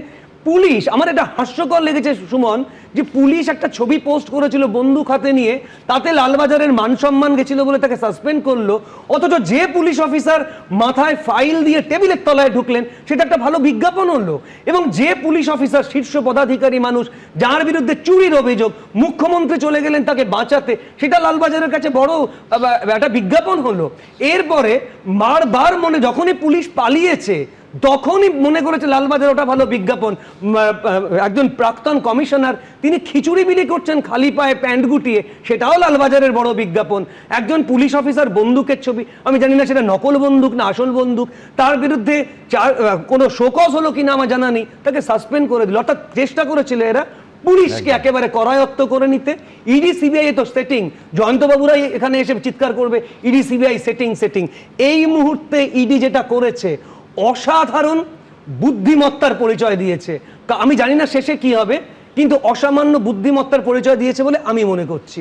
দেখুন জয়ন্ত, 2-3টে পয়েন্ট আমি তুলে নেব। এক হচ্ছে পুলিশের কথা জয়ন্ত বলল, যে বিজ্ঞাপনগুলো, যে ছবিগুলোর কথা বলল, মোটেই পুলিশের বীরত্বের ছবি নয়। কিন্তু পাশাপাশি আমাদের প্রত্যেকের মনে আছে 2 দফার ভোটে যে ভূমিকা পুলিশ পালন করেছে, ওটাও একটা বিজ্ঞাপন। ওটা চোখে আঙুল দিয়ে দেখিয়ে দেয় যে যদি পুলিশকে ফ্রি হ্যান্ড দেয়া যায়, যদি পুলিশকে বলা যায় যে তুমি নিজের মতো কাজ করো এবং যে কোনো মূল্যে অশান্তি আটকাও, তাহলে এই কলকাতা পুলিশ, এই রাজ্য পুলিশ করে দেখিয়ে দেয় গোটা রাজ্যে একটা মৃত্যুহীন শান্তিপূর্ণ ভোট করে দেখিয়ে দিতে পারে আমাদেরই পুলিশ। সুতরাং সেটাও একটা বিজ্ঞাপন। 2, ও আদালতের কথা বললো, আমার মনে পড়ে যাচ্ছিল, ভাবুন তো এই যে তদন্তগুলো এখন চলছে, সেইগুলো আটকাতে আমার আপনার করের টাকায় ওই অভিষেক মনু সিংভি, ওই কপিল সিব্বালদের অ্যাকাউন্টে কত কোটি টাকা গেছে। একদিন দুদিন নয়, দিনের পর দিন আমার আপনার করের টাকায় শুধুমাত্র আদালতে যাওয়া হয়েছে সর্বস্তরে, কলকাতা হাইকোর্টের সিঙ্গেল বেঞ্চ থেকে ডিভিশন বেঞ্চ থেকে সুপ্রিম কোর্ট অবধি, শুধুমাত্র তদন্ত আটকানোর জন্য। আমি বলছি এর ন্যূনতম অংশ যদি জনস্বার্থে ব্যয় হতো, তাহলে রাজ্যের চেহারাটা আরও অন্যরকম হতে পারত। আমার তৃতীয় অংশ, অবশ্যই জয়ন্ত বলল যে সুজিত বসু সঠিক বলেছে যে বারবার হাজিরা এড়িয়েছেন। আমি আমার পরের প্রতিবেদনে একদিকে সেইটা দেখাবো, অন্যদিকে ইডি আজকে দাবি করছে যে নিয়োগ সংক্রান্ত পুরো দুর্নীতির, নিয়োগ সংক্রান্ত যে কটা সিদ্ধান্তের শিলমোহর পর্যন্ত, যে কটা বৈঠকে, সেখানে নিজে থাকতেন না সুজিত বসু, কিন্তু ইডির অভিযোগ পুরোটাই তিনি নিয়ন্ত্রণ করতেন। কি বলছেন তারা, দেখুন। কোটি কোটি টাকার দুর্নীতি, জমি সম্পত্তির বিনিময়ে চাকরি বিক্রি, বেআইনি লেনদেন, পুরসভায় নিয়োগ দুর্নীতির মামলায় এমনই সব মারাত্মক অভিযোগ সামনে এসেছে। ইডির হাতে গ্রেপ্তার হয়েছেন প্রাক্তন দমকল মন্ত্রী সুজিত বসু। বারবার হাজিরা এড়িয়েও হয়নি শেষ রক্ষা। ইডি এই মামলা তদন্তে দীর্ঘদিন ধরেই সুজিত বসুকে বারবার তলব করছিল, কিন্তু প্রতিবারই নানা কারণ দেখিয়ে হাজিরা এড়িয়ে যাচ্ছিলেন সুজিত বসু। ভোটের আগে সুজিত বসুকে 4-4বার নোটিশ পাঠায় ইডি। প্রত্যেকবার কোনো না কোনো কারণ দেখিয়ে হাজিরা এড়ান তিনি। এমনকি হাজিরার নোটিশকে চ্যালেঞ্জ জানিয়ে হাইকোর্টেরও দ্বারস্থ হন তিনি। আদালতে সুজিত বসু আবেদন করেন ভোটের পর 15ই মে ইডি দপ্তরে হাজির হবেন, কিন্তু হাইকোর্ট 1 মেতেই তাকে হাজিরার নির্দেশ দেয়। উপায় না পেয়ে সেদিন ইডির কাছে হাজিরা দেন সুজিত বসু। তাকে প্রায় 9 ঘন্টা জিজ্ঞাসাবাদ করেন ইডি আধিকারিকরা। 4 মে ভোটের ফল বেরোয়, কিন্তু 6 মে ইডি সুজিত বসুকে ডেকে পাঠালে ফের হাজিরা এড়ান তিনি। অবশেষে সোমবার ইডি দপ্তরে হাজির হন। প্রায় 10.5 ঘন্টার জিজ্ঞাসাবাদের পর তাকে গ্রেপ্তার করে ইডি। সরকারের দায়িত্ব দুর্নীতিবাজদেরকে আইনের সামনে নিয়ে আসা, প্রশাসন সেই কাজটা করবে, আইন তাদেরকে সাজা দেবে। ইডি সূত্রে দাবি, পুরনিয়োগ দুর্নীতির তদন্তে বারবারই সুজিত বসুর নাম উঠে এসেছে। 2023 সালের 5ই অক্টোবর সুজিত বসুর অত্যন্ত ঘনিষ্ঠ বলে পরিচিত তৃণমূল পরিচালিত দক্ষিণ দমদম পুরসভার ভাইস চেয়ারম্যান নিতাই দত্তর ফ্ল্যাট ও গোডাউনে তল্লাশি চালায় ইডি। সূত্রের দাবি, সেখান থেকে নিয়োগ সংক্রান্ত 7 পাতার নথি এবং পুরসভায় নিয়োগ সংক্রান্ত অ্যাপয়েন্টমেন্ট লেটার উদ্ধার হয়। ইডি সূত্রে দাবি, সুজিত বসু যে সময় দক্ষিণ দমদম পুরসভার ভাইস চেয়ারম্যান ছিলেন, তখন নিতাই দত্ত বকলমে তার সেক্রেটারি ছিলেন। পরে নিতাই দত্তকে সিজিও কমপ্লেক্সে ডেকে একাধিকবার জিজ্ঞাসাবাদ করে ইডি। সূত্রের দাবি, নিতাই দত্ত সূত্র ধরেও পুর নিয়োগ দুর্নীতির মামলায় প্রাক্তন মন্ত্রী সুজিত বসুর নাম উঠে আসে। আবার ইডি যখন তার বাড়িতে হানা দিয়েছিল, তখনও নিতাই দত্তর নাম উঠে এসেছিল সুজিত বসুর গলায়। আমার আত্মসহায়ক নিতাই দত্ত আছে সবাইকে, তার বাড়িতে ইডিকে পাঠিয়ে দেওয়া হলো, 12 ঘন্টা জেরা তাকে করা হলো। পুর নিয়োগ দুর্নীতির মামলার তদন্তে গত বছরের 10ই অক্টোবর লেক টাউনে দমকল মন্ত্রী সুজিত বসুর রেস্তোরাঁ, তার সল্টলেকের অফিস, গোলাঘাটায় দমকল মন্ত্রীর ছেলে সমুদ্র বসুর রেস্তোরাঁ লাউঞ্জ বারে তল্লাশি চালায় ইডি। সুজিত বসুর স্ত্রী, পুত্র, কন্যা ও জামাইকেও জিজ্ঞাসাবাদ করে এনফোর্সমেন্ট ডিরেক্টরেট। শেষ অবধি সোমবার ইডির হাতে গ্রেপ্তার হলেন প্রাক্তন দমকল মন্ত্রী। এবিপি আনন্দ। দেখুন, রেস্তোরাঁয় গেলে যেটা মেনু কার্ড দেওয়া হয়, পুরসভায় চাকরি বিক্রির জন্য ঠিক সেইভাবে তৈরি হয়েছিল রেট কার্ড। 4 থেকে 7 লক্ষ টাকা রেটে বিভিন্ন পুরসভায় দেদার চাকরি বিক্রি হয়েছিল। ইডি বলছে গাড়ির চালক, সাফাই কর্মী এবং পুরসভার গ্রুপ ডি কর্মীর চাকরির ন্যূনতম রেট ছিল 4 লক্ষ টাকা। পুরসভায় গ্রুপ সি আর টাইপিস্টের চাকরির ন্যূনতম দর ছিল 7 লক্ষ টাকা। 2023-এর 7ই জুন এবিপি আনন্দে এই অনুষ্ঠানে আমি সেই পুরো রেট চার্টটা প্রথম দেখাই। তারপর 13ই জুন এই রেট কার্ড নিয়ে নাম না করে তৃণমূলকে কটাক্ষ করেছিলেন প্রধানমন্ত্রী। ঠিক কি বলেছিলেন দেশের প্রধানমন্ত্রী, দেখে নি একবার। नौकरी सरकारी चाहिए तो हर पद के लिए, जैसे होटल में आप खाना खाए जाए और रेट कार्ड होता है ना, हर पद के लिए रेट कार्ड है। रेट कार्ड बताया गया है, और रेट कार्ड भी कैसा है, छोटे छोटे गरीबों को लूटा जा रहा है।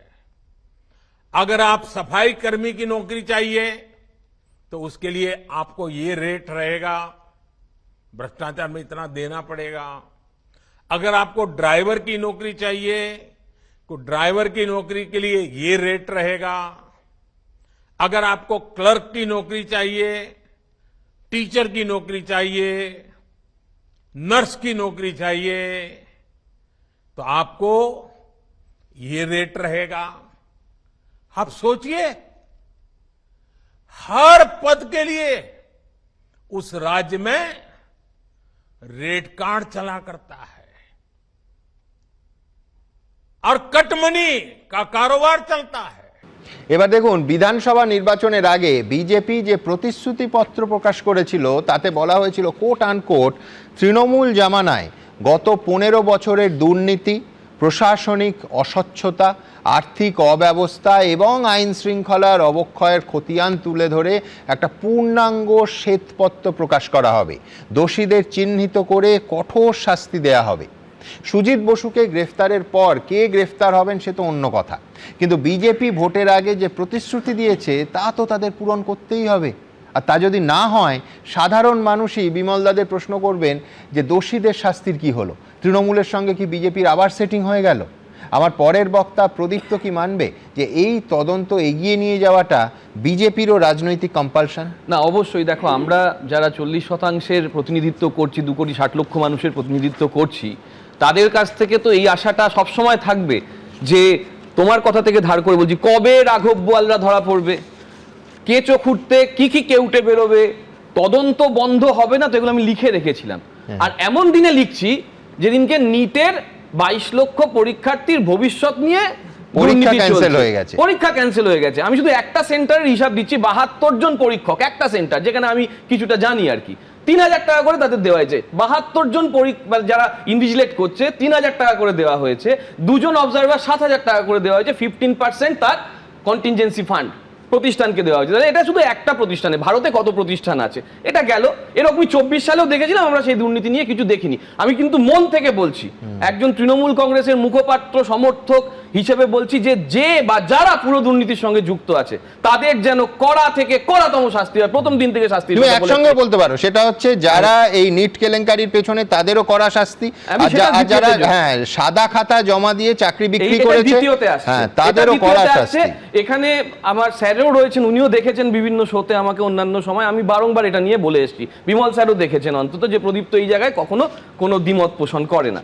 কিন্তু আমার একই দিনে একটা কথা মনে পড়ছে, জানুয়ারি 12, 2024, জানুয়ারি 12, 2024 একটা বড় সংবাদ মাধ্যমে খবর পেলাম যে 12 ঘন্টা জেরা করার পর থেকে তৃণমূলের নেতার বাড়ি থেকে ব্যাগ ভর্তি কাগজ নিয়ে বেরিয়ে এসছে, এবং সেই নেতা বললেন যে আমি কোনো দুর্নীতি করিনি, রেস্ট আপন মমতা ব্যানার্জি, অভিষেক ব্যানার্জি, যদি আমি কোনো দুর্নীতি করে থাকি তাহলে আমি কালকেই আমার রেজিগনেশন দিয়ে দেবো। এবং আমি চাই, তখন যেমন এলওপি বলেছিলেন যে তোমরা ভাই তোমাদের ব্যাগ প্যাক করো, অনেক উইন্টারের ব্যাগ জিনিসপত্র নিয়ে নাও, সামনে শীত আসছে, জেলে যেতে হতে পারে, এরকম বলেছিলেন তিনি। সেই সময় এলওপি তাকে চোর বলেছিলেন এবং এদেরকে চোর বলেছিলেন। তিনি যখন মার্চ মাসে বিজেপিতে জয়েন করলেন, আজকে তিনি প্রোটেম স্পিকার। আমি আশা করব তাপসদা চোর নয়, এই কথাটা বিজেপি একদিন বলবে। এবং সেদিন যে ইডি তাপসদার বাড়িতে ভুল করে 12 ঘন্টা তদন্ত করেছিল এবং আমাদের নেতাকে ভুল বলেছিল, তাপস রায় নেতাকে ভুল বলেছিল, সেটা পরবর্তীকালে বিজেপি স্বীকার করবে। একই সঙ্গে বলো যে তাপস রায় সেই বিরল ব্যক্তিত্ব, যখন তার রেড হচ্ছে বিজেপি নেতারা, আমরা এই অনুষ্ঠান করেছিলাম, একযোগে বলেছিলেন তাপস রায় এই কাজ করতে পারে না। এই সার্টিফিকেট তৎকালীন বিরোধী বিজেপি একজনের ক্ষেত্রেই দিয়েছেন, তার নাম তাপস রায়। এবং এলওপি সেটা কি বলেছিলেন সেটাও তোমার কাছে জন্য বলছি, আমার নেতা, আমি 20 সাল বিশেষ করে ডিসেম্বর মাসে আমার নেতা শুভেন্দু অধিকারীকে বলেছিলাম যে আমার ওরকম ভালো নেতা দেখার চোখে খুব কম আছে ওরকম ভালো নেতা। আমি বারংবার 20 সালে বলেছিলাম বিভিন্ন চ্যানেলে। তখন বলা হয়েছিল হে মা তোমরা চোরকে বলছো, বিজেপি বলেছিল আমাদেরকে, বিজেপি আমাদের যার পন্যাই বলেছিল। আমাকে বলতে হবে যে তখন আমাদের নেতাকে বিজেপি ভুল বলেছিল না। প্রদীপ্ত একটা তফাৎ আছে, তাপস রায় সেই দিনও, আমি আর্কাইভ থেকে এক্ষুনি দেখিয়ে দিতে পারি, সেই দিনও একবারও বলেননি যে এটা বিজেপির প্রতিহিংসার রাজনীতি। বলেছিলেন যে তৃণমূলের এক নেতা কলকাঠি নেড়েছে, একেবারে নাম করে, তারপরে আমাদের ইন্টারভিউতে। এই জন্যই তো শুভেন্দুদা, তাপস রায় এরা ইউনিক। কিন্তু বিজেপির মুখপাত্ররা, বিজেপির নেতারা কি বলে, আমি কিন্তু টার্গেট করছি বিজেপিকে। আমি আমার নেতা শুভেন্দু অধিকারী, আমি বলছি আমার নেতা সিলেক্টিভ টার্গেট করছে, আমি একদম সিলেক্টিভ, আমার অধিকার আছে না সেটা করার। আমার নেতা শুভেন্দু অধিকারী সেই সময়কার, আমার নেতা তাপস রায় সেই সময়কার, তাদের যে বিজেপি টার্গেট করেছিল আমি সেটা নিয়ে বলছি। এটা নিয়ে আমার আর কোনো, বিজেপি সেখানে বলুক যে তারা ভুল বলেছিল, আমি জাস্ট পোস্ট করবো। দেখো দাদা, এখানে রোল অফ গিভার্স খুব ইম্পর্টেন্ট। আমি আশা করব যারা দুর্নীতির সঙ্গে যুক্ত হয়েছেন, যেমন 26,000 চাকরি গেল, আমি বিভিন্ন সময় নানান চ্যানেলে বলেছি, সম্ভবত তোমার চ্যানেলেই বলেছি, 26,000 মানুষ সাজা পেলেন, কিন্তু উল্টো দিকে কারা, তারা কিন্তু সাজা পেলেন না। আমি জানি না যে তাপস পাল, মানে অন্য কেসে তাপস পাল মারা গেছেন, তিনি দোষী কিনা জানি না। সুব্রত মুখার্জি মারা গেছেন, জানি না তিনি দোষী কিনা। আহমেদ স্যার মারা গেছেন, জানি না তিনি দোষী কিনা। আমি জানি না হেমন্ত বিশ্ব শর্মার দোষী কিনা, আমি জানি না নারায়ণ রানের দোষী কিনা, আমি জানি না অজিত পাওয়ার দোষী কিনা, আমি জানি না রেড্ডি ব্রাদার্স দোষী কিনা, আমি জানি না জমি দুর্নীতিতে যে শিন্ডে গোষ্ঠীর লোকেদের নাম বড় বড় করে 141টা জমি দুর্নীতি শিন্ডে গোষ্ঠীর, কারা বলেছিলেন? বিজেপি বলেছিল। তাহলে সেই বিজেপি আজকে 23 জন নেতাকে এমন ভাবে মুক্ত করে দিয়েছে যারা ইডিসিবিআই আছে, যাদের নামে তারা বলেছিল 5 মিনিটে জেলে বলবে। বেশ বেশ বেশ বেশ আমি শুধু যোগ করতে পারি যে রাজীব ব্যানার্জি সম্পর্কে কে বলেছিলেন যে বন সহায়ক নিয়োগ দুর্নীতির মধ্যে একেবারে ওতপ্রোতভাবে জড়িত, মঞ্চের ওপর থেকে রাজ্যের তৎকালীন মুখ্যমন্ত্রী মমতা বন্দ্যোপাধ্যায় বলেছিলেন এই তালিকায় যুক্ত হলে ভালো লাগবে। ওর সঙ্গে একটা জায়গা আমি শুধু যোগ করব, সেটা হচ্ছে 26,000 মানুষ শুধু নন, তাদের মধ্যে প্রথম কথা, তাদের মধ্যে যারা চাকরি দিয়ে পয়সা দিয়ে চাকরি কিনেছেন তাদের কথা আমি ধরবই না, তাদের শাস্তি যোগ্য। আর যারা মেধার ভিত্তিতে যোগ্য পেয়েছেন শুধু তারা নয়, 26,000 নয়, তাদের পরিজন কতটা অনিশ্চিত, এবং এই মুহূর্তে তাদের প্রত্যেকের সঙ্গে বিচার হয়েছে কিনা আমরা কেউ জানি না। তাদের পরিবার ধরলে, তাদের ইএমআইয়ের চাপটা ধরলে, তাদের বয়স্ক বাবা মা ধরলে, সংসার ধরলে, কোথায় এই ট্র্যাজেডিটা যেতে পারে শুধুমাত্র আমাদের রাজ্যের কিছু মানুষের চুরির জন্য। আমি বিমলদার কাছে আসবো, কিন্তু তার আগে দেখুন, আমরা বারবার প্রশ্ন তুলেছি যে ইডি সিবিআইয়ের তদন্ত মধ্যিখানে থেমে যায় কেন, এই কেন্দ্রীয় এজেন্সিগুলো মাঝপথে ঘুমিয়ে পড়ে কেন? দু একটা কেসে নয়, প্রায় সবকটা কেসে তদন্ত হয়, সাপ্লিমেন্টারি চার্জশিট হয়, কিন্তু ফাইনাল চার্জশিট বেশিরভাগ ক্ষেত্রে হয় না, কনভিকশন হয় না, ফলে দোষীরাও শাস্তি পায় না। কদিন পরেই তারা জামিন পেয়ে যায়। সোমবার বিজেপির রাজ্য সভাপতি শ্রমিক ভট্টাচার্যকে গতকাল একেবারে একই প্রশ্ন আমি করেছিলাম। শ্রমিক শটান বলল যে কে বলল ইডি আর সিবিআইয়ের কাজে বিজেপি সন্তুষ্ট?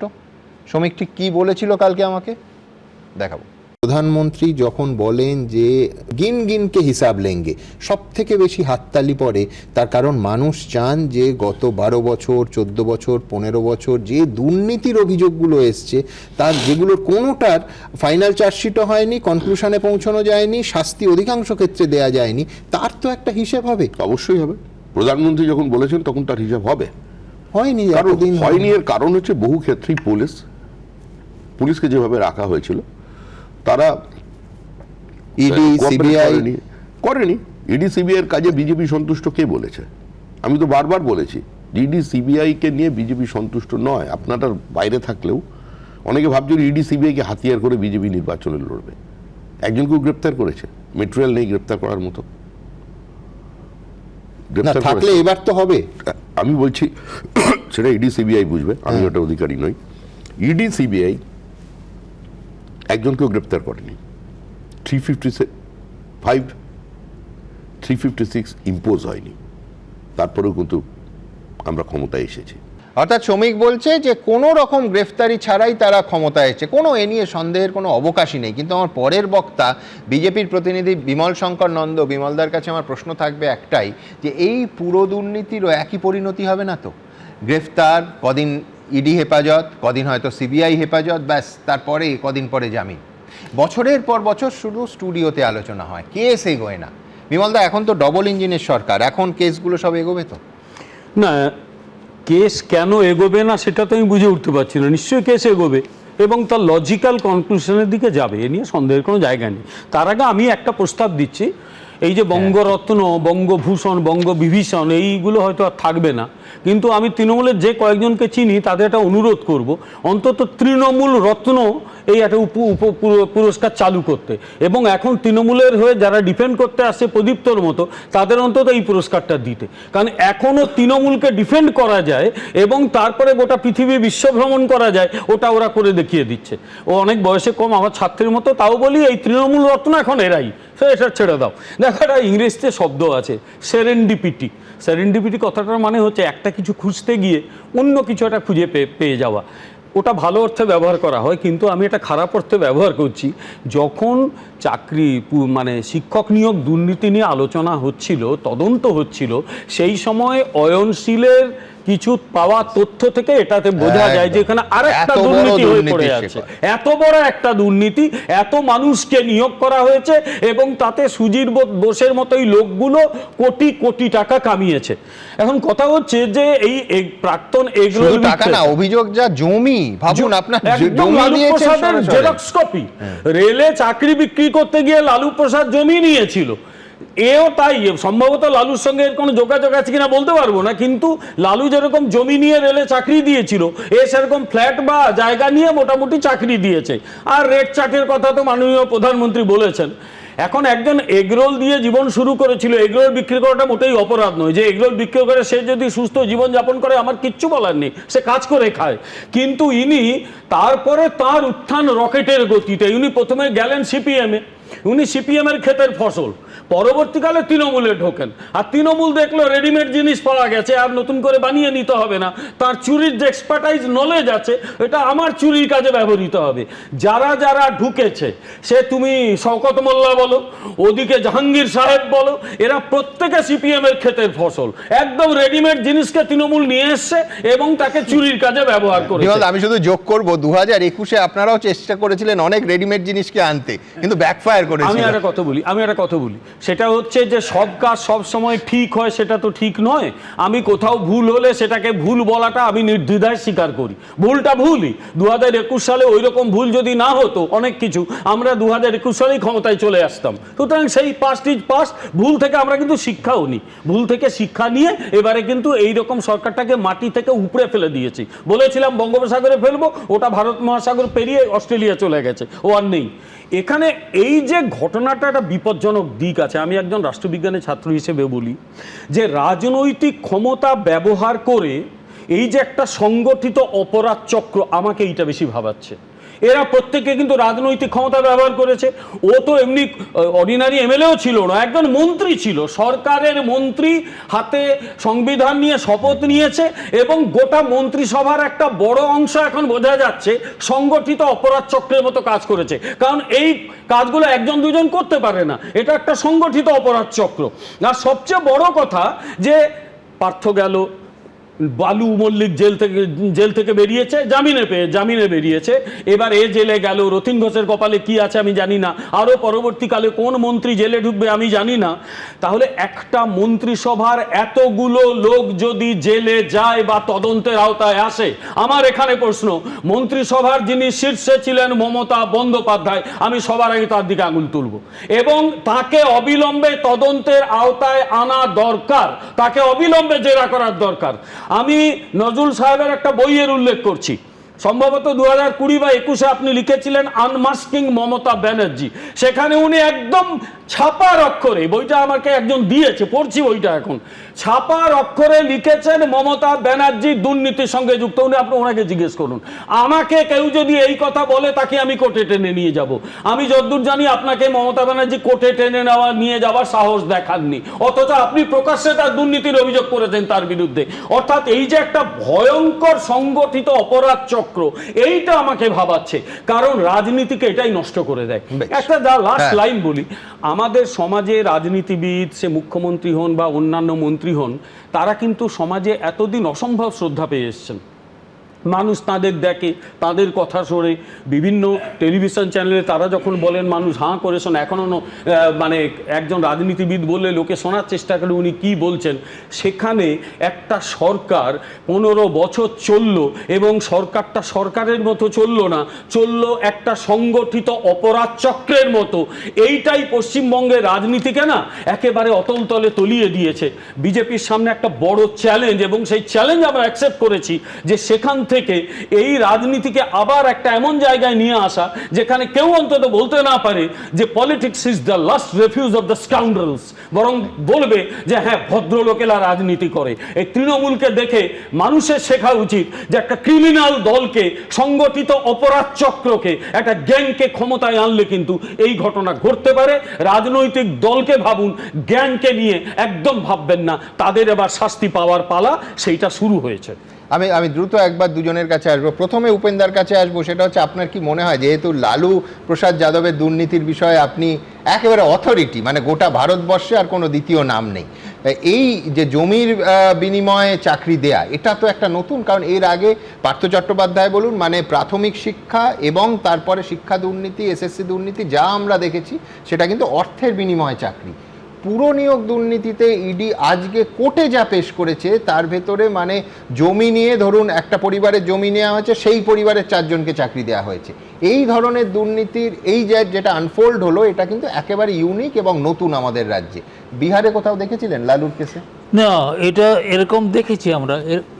দেখো, ওখানে বিহারে যখন আমরা তদন্তটা করলাম, তদন্তটা করতে গিয়ে আমাকে একবার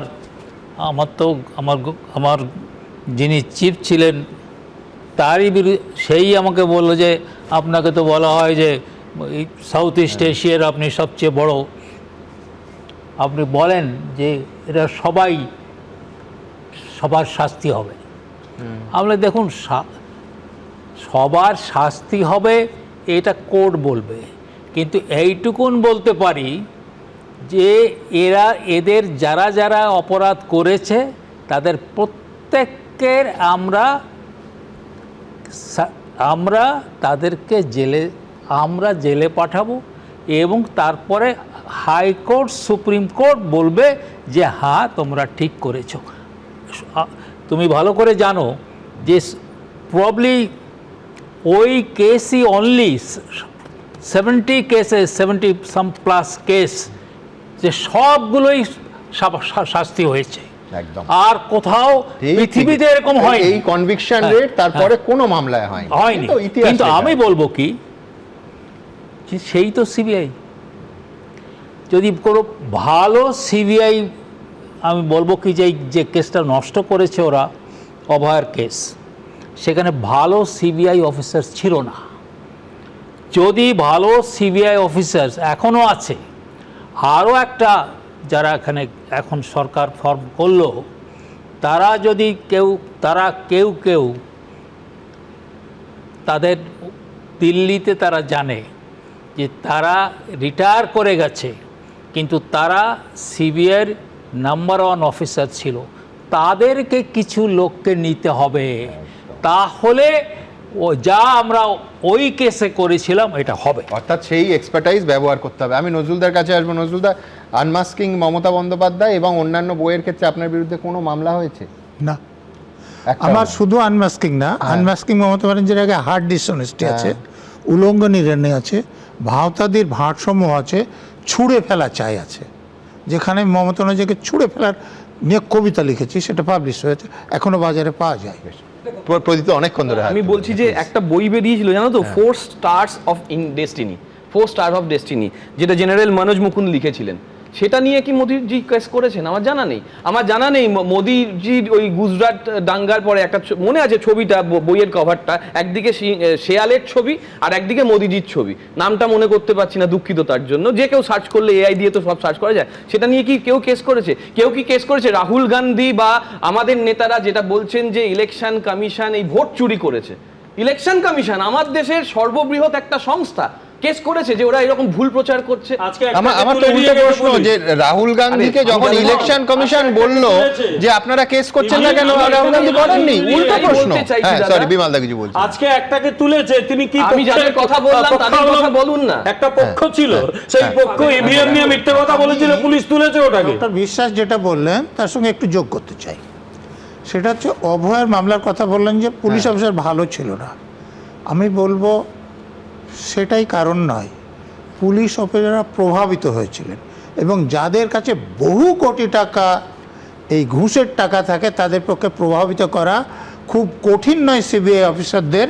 আমি স্যারের কথা থেকে বলছি, উপরের কয়েকজন অফিসারের কথা উনি বলেছেন, আমি একজনের কথা বলছি, যিনি পরে, আমি যখন দিল্লিতে মমতা ব্যানার্জি আমাকে ফোন করে নিয়ে গিয়েছিলেন, সেখানে ডিজি ছিলেন, এবং তিনি পরে সিবিআই ডাইরেক্টর হয়েছিলেন, এবং ডাইরেক্টর হওয়ার পর তিনি যে অপরাধ করেছিলেন, অবসর নেওয়ার পর তারপরে সিবিআই মামলা শুরু করেছিল এবং চার্জশিটও হয়েছিল। যখন ট্রায়াল হচ্ছিল মারা যান, নাহলে হয়তো জেলেও যেতেন। হ্যাঁ, তার আগে দ্রুত আপনাদের দেখাবো যে দেখুন, প্রত্যেকটা মামলায় এই প্রশ্ন উঠেছে যে কেন মামলা এগোচ্ছে না। আজকে ঘটনাচক্রে এত আলোচনা যখন আমরা করছি, আজকে সুপ্রিম কোর্টে ইডির সমালোচনা হয়েছে কয়লা পাচার মামলায়। ঠিক কী সেটা দেখাবো, পাশাপাশি কোন কোন মামলায় তদন্তটি কোথায় দাঁড়িয়ে একবার মনে করিয়ে দেব। দেখুন, আবার গ্রেফতার এক তৃণমূল নেতা, আবার সেই দুর্নীতির মামলা, আবার কোটি কোটি টাকার লেনদেনের অভিযোগ। এবার প্রাক্তন দমকল মন্ত্রী সুজিত বসু। দুর্নীতির অভিযোগে নাম জড়ানো তৃণমূল নেতাদের দীর্ঘ তালিকায় জুড়ল আরেকটা নাম, সারদা নারদ থেকে শিক্ষক নিয়োগে দুর্নীতি, পুর নিয়োগ, রেশন দুর্নীতি, কয়লা পাচার, গরু পাচার। গত 15 বছরের তৃণমূল জমানায় দুর্নীতির তালিকা দীর্ঘ, যার জেরে শ্রীঘরে যেতে হয়েছে তৃণমূলের বহু হেভিওয়েটকে। যে পুর নিয়োগ দুর্নীতি মামলায় সুজিত বসু গ্রেফতার হলেন, সেই মামলাতেই বারবার ইডির তরফে তলব করা হচ্ছে প্রাক্তন খাদ্যমন্ত্রী রথীন ঘোষকে। এই পুর নিয়োগ দুর্নীতি মামলাতে 2023 সালে কলকাতার মেয়র ফিরহাদ হাকিমের বাড়িতে প্রায় 9.5 ঘন্টা তল্লাশি চালিয়েছিল সিবিআই। তল্লাশি চলে তৃণমূল বিধায়ক মদন মিত্রর বাড়িতেও। পুর নিয়োগ দুর্নীতির বিষয়টা সামনে আসে শিক্ষক নিয়োগ দুর্নীতির তদন্ত করতে গিয়ে। সেই শিক্ষক নিয়োগ দুর্নীতি মামলায় প্রাক্তন শিক্ষামন্ত্রী পার্থ চট্টোপাধ্যায়ের ঘনিষ্ঠ অর্পিতার ফ্ল্যাট থেকে উদ্ধার হওয়া টাকা এবং গয়নার পাহাড় চমকে দিয়েছিল গোটা রাজ্যকে। এই নিয়োগ দুর্নীতিতে ইডির হাতেই গ্রেফতার হয়েছিলেন পার্থ চট্টোপাধ্যায়। বর্তমানে জামিনে মুক্ত তিনি। এই নিয়োগ দুর্নীতি মামলায় এখনও জেলবন্দি রয়েছেন বড়োয়ার প্রাক্তন তৃণমূল বিধায়ক জীবন কৃষ্ণ সাহা। প্রাথমিকে নিয়োগ দুর্নীতিকাণ্ডে প্রাক্তন কারামন্ত্রী চন্দ্রনাথ সিনহার বিরুদ্ধে চার্জশিট দিয়েছে এনফোর্সমেন্ট ডিরেক্টরেট। তার বিপুল পরিমাণ সম্পত্তিও বাজেয়াপ্ত করে ইডি। 2026-এর বিধানসভা নির্বাচনের ঠিক আগে জমি বিক্রি সংক্রান্ত আর্থিক প্রতারণার মামলায় রাসবিহারী কেন্দ্রের পরাজিত তৃণমূল প্রার্থী দেবাশিস কুমারের বাড়িতে দীর্ঘক্ষণ তল্লাশি চালায় আয়কর দফতরের অফিসাররা। 2021-এর বিধানসভা ভোটের পরপরই 17 মে তৃণমূলের হেভিওয়েট নেতা ফিরহাদ হাকিম, মদন মিত্র এবং শোভন চট্টোপাধ্যায়কে নারদ মামলায় গ্রেফতার করে সিবিআই। সারদা মামলাতেও গ্রেফতার হয়েছিলেন কুণাল ঘোষ, মদন মিত্রর মতো তৃণমূল নেতারা। রোজভ্যালি মামলায় গ্রেফতার হয়েছিলেন তৃণমূল সাংসদ সুদীপ বন্দ্যোপাধ্যায়। বর্তমানে জেলমুক্ত হলেও গরু পাচার মামলায় দীর্ঘদিন জেলবন্দী ছিলেন বীরভূমের তৎকালীন জেলা সভাপতি অনুব্রত মণ্ডল। রেশন দুর্নীতিকাণ্ডে গ্রেফতার হন প্রাক্তন খাদ্যমন্ত্রী জ্যোতিপ্রিয় মল্লিক। আরজিকর মেডিকেলে তরুণী চিকিৎসকের ধর্ষণ খুনের পরই সামনে আসে আর্থিক দুর্নীতির চাঞ্চল্যকর অভিযোগ। সেই ঘটনায় শ্রীরামপুরের তৃণমূল বিধায়ক সুদীপ্ত রায়ের বাড়িতে তল্লাশি চালায় সিবিআই। কয়লা পাচার মামলায় একাধিকবার সিবিআই ইডির জিজ্ঞাসাবাদের মুখোমুখি হয়েছেন তৃণমূলের সর্বভারতীয় সাধারণ সম্পাদক অভিষেক বন্দ্যোপাধ্যায়। একাধিকবার তলব করা হয়েছে প্রাক্তন আইনমন্ত্রী মলয় ঘটককে। তৃণমূল কংগ্রেসের সঙ্গে দুর্নীতি এইটা ওতপ্রোতভাবে জড়িয়ে গেছে। তৃণমূল কংগ্রেসের নেতাকর্মীরা যে সমস্ত দুর্নীতিতে জড়িত, সেটা কয়লা হতে পারে, বালি হতে পারে, শিক্ষা হতে পারে, সারদা নারদা যাই হতে পারে, আমার মনে হয় এই সরকারের আশু কর্তব্য, বর্তমান সরকারের, এই দুর্নীতির ফাইলগুলো সবকটা খোলা। এদিকে 2600 কোটি টাকা কয়লা পাচার মামলায় অনুপ মাঝির অন্তর্বর্তীকালীন জামিনের আবেদনের বিরোধিতা করে সুপ্রিম কোর্টের দ্বারস্থ হয় ইডি। সেই মামলায় অনুপ মাঝির আইনজীবী ইডির আইনজীবীর উদ্দেশ্যে বলেন, পশ্চিমবঙ্গে এখন সবকিছুই তাঁর হাতের মুঠোয়। গত শুনানির সময় আমি বলেছিলাম নির্বাচনের পর হয়তো মিস্টার রাজুর আর অনুপ মাঝিকে প্রয়োজন হবে না। তখন সুপ্রিম কোর্ট প্রশ্ন করে, নির্বাচনের আগেই আপনি ফলাফল সম্পর্কে জানতেন? সুপ্রিম কোর্ট এ বিষয়ে নোটিশ জারি করেছে। 8 সপ্তাহ পর এই মামলার ফের শুনানি। বিজেন্দ্র সিংহ, এবিপি আনন্দ। দেখুন, গ্রেফতার হওয়া তৃণমূলের নেতামন্ত্রীর তালিকা যেরকম দীর্ঘ, তেমনি তদন্তের মুখে ঝুলে থাকা অভিযুক্ত নেতামন্ত্রীদের তালিকাটাও কম দীর্ঘ নয়। কয়লা পাচার কাণ্ডে মলয় ঘটক, অভিষেক বন্দ্যোপাধ্যায়, শিক্ষা নিয়োগ দুর্নীতিতে চন্দ্রনাথ সিনহা ইতিমধ্যেই আদালতের জামিনে বাইরে আছেন। আবার নতুন করে মেসি কাণ্ডের ফাইল খোলা হচ্ছে। আজই রাজ্যের নতুন ক্রীড়ামন্ত্রী নিশীথ প্রামাণিক জানিয়ে দিয়েছেন যে রাজ্যের পক্ষে লজ্জাজনক এই ঘটনার নতুন করে তদন্ত হবে, ফাইল খোলা হবে। স্বাভাবিকভাবেই প্রাক্তন ক্রীড়ামন্ত্রী অরূপ বিশ্বাসের অস্বস্তিতে বাড়তে পারে। ফলে শোচনীয় হারের পরেও প্রাক্তন মুখ্যমন্ত্রী মমতা বন্দ্যোপাধ্যায়ের মন্ত্রিসভার সদস্যদের অনেকেই মারাত্মক চাপের মধ্যে আছেন। বিশ্বনাথ চক্রবর্তী কি বলেন? না, দেখুন, চাপের মধ্যে অনেক আগেই থেকেই ছিলেন। পরাজয়ের পরে চাপটা কয়েক গুণ বাড়লো। তার কারণটা হলো, দেখুন, মমতা বন্দ্যোপাধ্যায় তো দিনের পর দিন পুলিশ প্রশাসনটাকে ব্যবহার করে একটা দেওয়াল তৈরি করে দিয়েছিলেন যাতে করে সিবিআই ইডি তদন্তটা আটকানো যায়।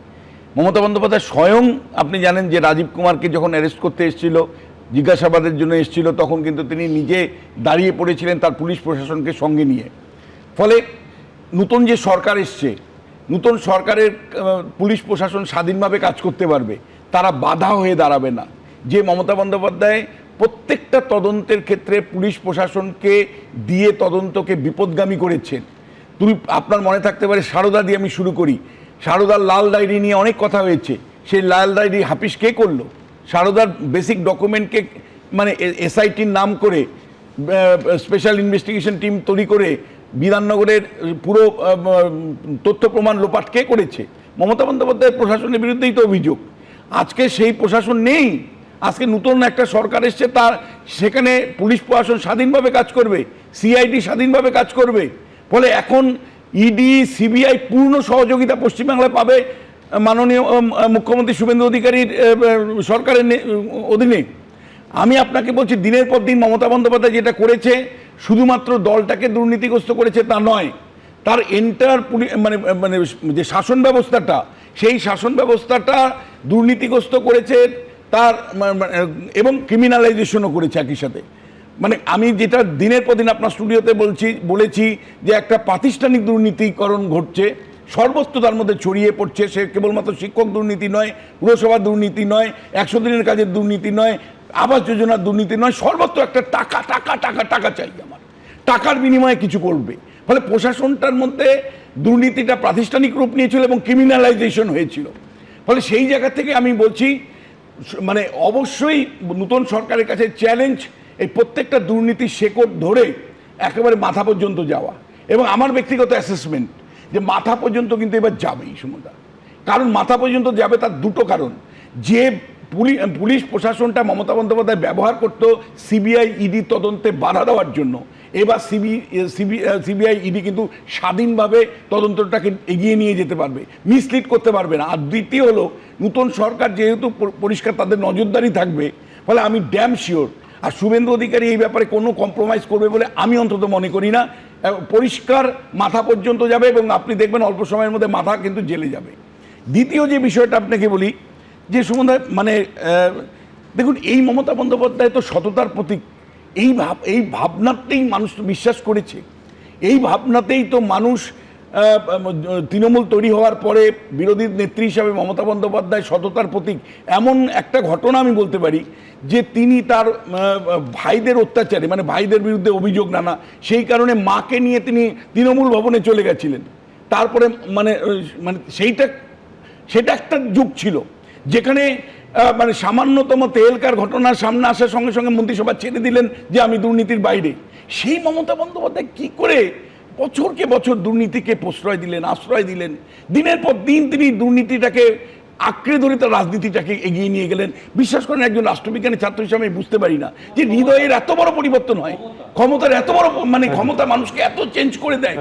যখন দিনের পর দিন আমরা প্রশ্নগুলো তুলেছি তখন উনি অধিকাংশ সময় ডিনায়াল মোডে ছিলেন, অস্বীকার করতেন। তিনি মমতা বন্দ্যোপাধ্যায় দিনের পর দিন অস্বীকার করতেন। এবং আমরা যখন বারবার এই প্রশ্নটাগুলো তুলেছি যে কেন আপনি দুর্নীতি দমনের প্রতিষ্ঠানগুলোকে শক্তিশালী করছেন না, কেন আপনি করছেন না? আমরা যখন প্রশ্ন তুলেছি যে আপনি কেন ভিজিলেন্স কমিশনকে শক্তিশালী করছেন না, ভিজিলেন্স কমিশন আপনার আন্ডারে, আপনি ভিজিলেন্স কমিশনকে যদি মানে ফ্রি হ্যান্ড দেন তাহলে ভিজিলেন্স কমিশনের মধ্য দিয়ে তো একটা শুরু হয়, এইসব দুর্নীতিগ্রস্তদেরকে ধরতে পারেন। আমরা দিনের পর দিন প্রশ্ন তুলেছি যে কেন আপনি পাবলিক অডিট মানে যেটাকে আমরা সোশ্যাল অডিট বলি, কেন আপনি পঞ্চায়েত পুরসভার কাজে সোশ্যাল অডিট করছেন না, কেন পাবলিক পার্টিসিপেশন আপনার লোকাল গভর্নেন্সের মধ্যে থাকছে না, কেন গ্রামসভা গ্রাম সংসদ ওয়ার্ড সভার মধ্য দিয়ে মানুষের নজরদারির মাধ্যমে প্রশাসনকে চালাচ্ছেন না। আমরা প্রশ্ন তুলেছি যে কেন একটা শক্তিশালী লোকায়ুক্ত প্রতিষ্ঠান আপনি তৈরি করছেন না। দিনের পর দিন আমি বলেছি যে কেন একটা আপনি রিটায়ার্ড মানুষকে কোনো সময় সে বিচারক হতে পারে, কোনো সময় পুলিশের লোক হতে পারে, তাকে আপনি বসিয়ে দিয়েছেন কেবলমাত্র তোষামোদি করতে। আমরা প্রশ্ন তুলেছি দিনের পর দিন যে কেন মানে তথ্য জানার অধিকার মানুষের একটা মানে বেসিক অধিকার, সেই অধিকার অর্থাৎ তথ্য কমিশন যেটাকে ইনফরমেশন কমিশন বলে, স্টেট ইনফরমেশন কমিশনের কি হাল করেছে মমতা বন্দ্যোপাধ্যায় আপনি জানেন? দিনের পর দিন সমস্ত তোষামতকারীদের ওখানে বসানো হয়েছে। তাহলে আমি আপনি বলুন কোন জায়গায় যে মানুষটা দুর্নীতি দমনের জন্য সামান্যতম উদ্যোগ 15 বছর নেয়নি, তাহলে উনি দুর্নীতিটার উপর ভিত্তি করে শাসন কার্য চালাতে চেয়েছেন? আমি বারবার প্রশ্ন তুলেছি যে যেহেতু মমতা বন্দ্যোপাধ্যায় চাকরি দিতে পারছে না, কর্মসংস্থান নেই, ফলে তিনি তার কর্মীদেরকে দুর্নীতি করবার সুযোগ করে দিচ্ছেন যাতে করে দলের মধ্যে থেকে যায়। ভেবেছিলেন যে এই দুর্নীতির মধ্য দিয়ে তিনি থেকে যাবেন। মানুষের মার কিন্তু সবকিছুর বার, সেটা প্রমাণ করে দিল। বিশ্বনাথ আমি আসছি, খুব ইন্টারেস্টিং। আমি সবাইকে অ্যাড করার সুযোগ দেব, তার কারণ হচ্ছে এতগুলো কেন প্রশ্ন তুললেন তো বারবার, কেন শব্দটা এতবার বিশ্বনাথ চক্রবর্তী ব্যবহার করলেন, উত্তরটা খুব সহজ। তার কারণ হচ্ছে গত 15 বছরে পশ্চিমবঙ্গের রাজনীতি অনেকটা পাল্টে গেছে। কেন এত বড় কথাটা বলছি? এই রাজ্যই তো দেখেছিল এই রকম প্রাক্তন মুখ্যমন্ত্রীকে, যার পুঁজি ছিল, যাকে দুর্নীতিগ্রস্ত বলা হয়েছিল, স্টিফেন হাউসের মালিক বলা হয়েছিল, তিনি মারা গেছিলেন 2টো ধূর্তি আর 2টো ফতুয়া এই সম্পত্তি নিয়ে। কার্যত একবেলা অর্ধাহার করতে হতো তাকে আর্থিক সীমাবদ্ধতায়, দারিদ্র্যের কারণে। আমি বলছি সেই পশ্চিমবঙ্গে ভাবুন কি বিচিত্র, দিল্লিতে যেরকম শীষমহল, আমি কেন এই সময় একেবারে অন্য জায়গা থেকে এই প্রতিবেদনটা আপনাদের সামনে রাখবো, যে শীষমহল বলা হয় অরবিন্দ কেজরিওয়ালের আপের সরকারের পতনের মূল কারণ যে আমার আপনার করের টাকায়, পাবলিকের করের টাকায় উনি একটা শীষমহল বানিয়েছেন।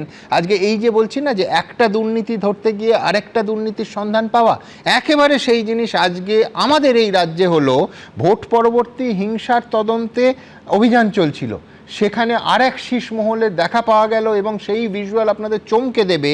এবং এই প্রাক্তন তৃণমূল কাউন্সিলর এবং তার স্বামী শামীম আহমদের বাড়ি, যেখানে তৎকালীন এক মন্ত্রী আগের মন্ত্রিসভার মন্ত্রীর সঙ্গে ঘনিষ্ঠ, এতে একেবারে যেটা পাওয়া গেল বাড়ির একেবারে চিচিং ফাঁকের গল্প, বাড়ির গোপন কুঠুরিতে আরেকটা শীষমহল, অথচ বাড়ির বাইরের রং চটা। এই প্রতিবেদনটা এখনের রাখলে এই বিশ্বনাথদা এতগুলো কেনর উত্তর বললেন না, উত্তর খুঁজছেন, অনেক উত্তর এই ছবিটা পরের প্রতিবেদনে আপনাদের দিয়ে দেবে। দেখুন, এ যেন সেই আলিবাবার 40 স্টোরের গল্প। বাইরে থেকে সাধারণ গুহা, ভেতরে রত্ন ভাণ্ডার। বাইরে থেকে একেবারে সাদামাটার রংচটা একটা ফ্ল্যাট বাড়ি, কিন্তু তার পেটেই যে সেঁধিয়ে রয়েছে আস্ত এক আলিশান রাজমহল। তার কে জানতো? দামি দামি আসবাবপত্রে ঠাসা বেডরুম, বাহারি বৈঠকখানা, বহুমূল্যের মডিউলার কিচেন। ভোটের ফল বেরোনোর পর হাওড়ার শিবপুরে অশান্তির ঘটনার তদন্তে নেমে তৃণমূল নেতা নেত্রীর দম্পতির ঠিকানায় গোপন প্রাসাদের হদিশ পেল পুলিশ। বিধানসভা ভোটের ফল বেরোনোর পর 7ই মে শিবপুরে তৃণমূল বিজেপির সংঘর্ষের ঘটনা ঘটে। বোমাবাজির পাশাপাশি বেশ কয়েক রাউন্ড গুলি চালানোর অভিযোগ ওঠে। পরিকল্পিতভাবে হামলার অভিযোগ ওঠে তৃণমূল নেতা শামীম আহমেদের বিরুদ্ধে। অভিযুক্তদের গ্রেপ্তারি চেয়ে শিবপুর থানার সামনে বিক্ষোভও দেখায় বিজেপি। হাওড়ার শিবপুরের 36 নম্বর ওয়ার্ডের প্রাক্তন তৃণমূল কাউন্সিলর শামীমা বানো, তার স্বামী শামীম আহমেদ ওরফে বরে এলাকার দাপুটে তৃণমূল নেতা হিসেবে পরিচিত। চৌরা বস্তি এলাকায় শামীম আহমেদকে ডন হিসেবেই স্থানীয়রা চেনেন। ঘটনার পর থেকে প্রাক্তন তৃণমূল কাউন্সিলর ও তার স্বামী পলাতক। সোমবার অভিযুক্ত তৃণমূল নেতার ফ্ল্যাটে গিয়ে তাদের বিপুল সম্পদের হদিশ পায় পুলিশ। বিলাসবহুল ঘর, ডাইনিং রুম, বেডরুম এবং অত্যাধুনিক ইলেকট্রনিক গেজেট রয়েছে এবং সবটাই কিন্তু সিসিটিভির মাধ্যমে ভেতর থেকে সে নজরদারি চালাতো। 3 তলার ফ্ল্যাটে মেঝের একটা অংশ কাটা, সেখান থেকে সিঁড়ি নেমে গেছে দোতলায়। আর সেই দোতলাতেই একের পর এক গোপন কুঠুরি। তার কোনোটাতে চোখ ধাঁধানো বেডরুম, কোনোটাতে ড্রয়িং রুম। গোপন ঘরে লুকোনো সম্পদের বহর দেখে বিস্মিত পুলিশও। 2013 থেকে 2018 5 বছর তৃণমূল পরিচালিত হাওড়া পুরসভায় 36 নম্বর ওয়ার্ডের কাউন্সিলর ছিলেন শামীমা বানো। বিজেপির অভিযোগ, তখন থেকেই তৎকালীন মন্ত্রীর সঙ্গে ঘনিষ্ঠতার সুবাদে আঙুল ফুলে কলাগাছ হয় ওই পরিবারের। 2008-9 সালে এই বোর্ডে শামীম আহমেদ একটা সামান্য শপিং মলের কর্মচারী ছিল। তারপর 2013 সালে তৃণমূলের টিকিটে জিতে ওনার ওয়াইফ কাউন্সিলর হয় এবং কাউন্সিলর হয়ে আমাদের এই এলাকার প্রাক্তন মন্ত্রী এবং বিধায়কের এত ঘনিষ্ঠ হয়ে গেছে যে আজকে তাদের নমুনা আমরা দেখতে পাচ্ছি, ঘরের মধ্যে কোটি কোটি টাকার সম্পত্তি। বিজেপি অনেক রকম অভিযোগ করে, আমার ঘনিষ্ঠ মধ্যহরা সমস্ত মানুষ, সুতরাং কেউ পার্টিকুলারলি আমার ঘনিষ্ঠ এটা বললে ঠিক নয়। যদি কেউ অন্যায় করে থাকে, আইন যদি হাতে নিয়ে থাকে, পুলিশ উইল টেক অ্যাকশন, তার বিরুদ্ধে পুলিশ ব্যবস্থা নেয় যথাযথ। পুলিশ সূত্রে খবর, বাড়ির দোতলা ও 3 তলা তৃণমূল নেতা দম্পতির। তল্লাশির পর তাদের ঘর সিল করে দেওয়া হয়েছে। সুনীত হালদারের রিপোর্ট, এবিপি আনন্দ, হাওড়া। দেখুন, আঙুল ফুলে এমন কলা গাছ যে একেবারে জেমস বন্ডের ডক্টর নো মনে পড়ে যাবে। আমি একটা কথা বলি যে শুধু এটাই নয়, আনন্দবাজার একটা সিরিজ করে দেখিয়েছিল কিন্তু আঙুল ফুলে কলা গাছদের কীর্তি, এবং সাধারণ মানুষের মনে তার প্রভাবও পড়েছে। আমরা যে ক্রিমিনাল মাইন্ড নিয়ে পড়াশুনো করেছি তার অন্যতম একটা দিক হলো, যেটা আমরা এখন দেখতে পাচ্ছি, সেটা হচ্ছে অপরাধের কর্পোরেট এজেন্সিকরণ। অর্থাৎ অপরাধকে কর্পোরেট এজেন্সির মাধ্যমে কিভাবে অপরাধ করা যায় সেটা শিখিয়ে দেওয়া, যেটা করেছে আইপ্যাক। দুর্নীতির বিভিন্ন দিক তুলে ধরেছে। হয়তো আর কিছুদিন থাকলে এনারা নিজেদের থুতু বিক্রি করে কি করে টাকা জোগাড় করা যায় সেটাও হয়তো করতেন। আর একটা কথা বলবো যে এর সঙ্গে সঙ্গে তারা তৈরি করলেন আর একটা কর্পোরেট এজেন্সিকরণ, তা হচ্ছে মুখপত্র তৈরি। অর্থাৎ এই মুখপাত্ররা গত 15 বছরে যেখানে যা হয়েছে কোথাও স্বীকার করেননি আমরা ভুল করেছি।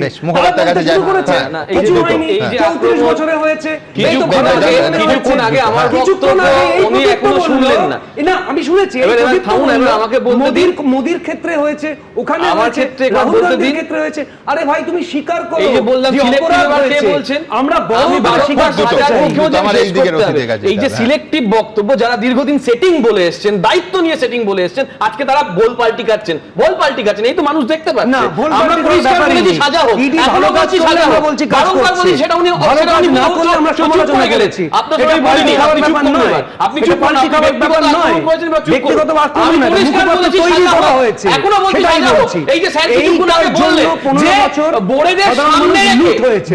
সামনে রেখে মুখ্যমন্ত্রী এসব সাজিয়েছেন বা এই জাতীয় কিছু কথা।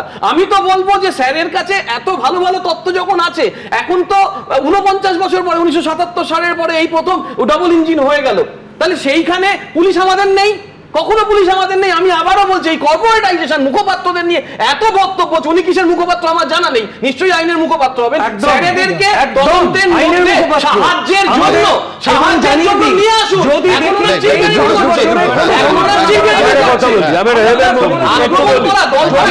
আমরা 2 কোটি 60 লক্ষ মানুষের, আমরা 2 কোটি আমি একটু বলি আমি সুমন একটা শুধু রিকোয়েস্ট করব, এই এবিপি আনন্দর কয়েকজন প্রতিনিধিকে তুমি কাল থেকে স্টার্ট করো, বেশি দূর যেতে হবে না, কলকাতার পার্শ্ববর্তী কলকাতা পুরসভা এবং তার অন্যান্য পুরসভার যারা কাউন্সিলর তাদের বাড়িগুলোর ছবি তুলে এনে তোমাকে দিক। তার জন্য তোমাকে 10টা ঘন্টাখানেক সঙ্গে সুমন করতে হবে। আমি তো মোটামুটি লোকে বলে ভালো মাইনের চাকরি করি, একটা সাইকেল কেনার আগে 5 বার ভাবি। আর কারোর বাড়িতে বড় বড় পরি বসে আছে, জয়পুর থেকে মার্বেল এসছে, ওসব দেখলে তোমার মনে হবে যে তুমিই বা কি চাকরি করছো। আর সবচেয়ে বড় কথা, এই যে শীষমহল, কিছুদিন আগে দক্ষিণ 24 পরগনার একটি লোকের বাড়িতে তদন্ত করা হয়েছিল, তার বাড়ির তলা দিয়ে নদীর সঙ্গে যোগাযোগ ছিল। এরা শুধু দুর্নীতি করেনি, এরা শুধু ক্রিমিনাল নয়, এরা দেশ বিরোধী, এরা দেশদ্রোহী, এদের সঙ্গে নানা ইন্টারন্যাশনাল ক্রিমিনাল গ্যাংয়ের যোগাযোগ আছে আমার মনে হচ্ছে।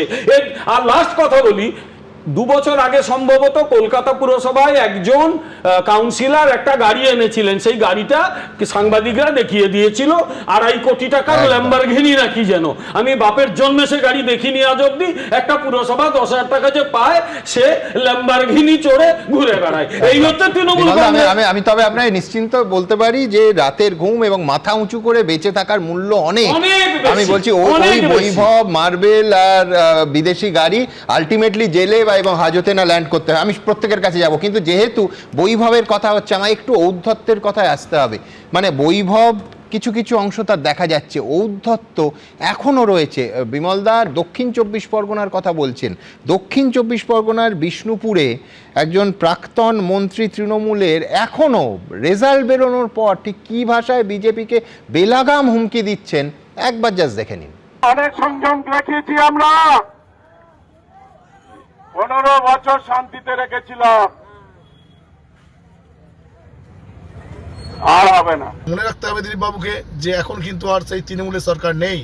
কথায় বলে সে রামও নেই, সে অযোধ্যাও নেই। বাস্তবটা হলো আজ তৃণমূলের সংখ্যার জোরও নেই, তৃণমূলের সরকারও নেই, কিন্তু যেটা রয়ে গেছে তা হলো তৃণমূল নেতাদের ঔদ্ধত্য।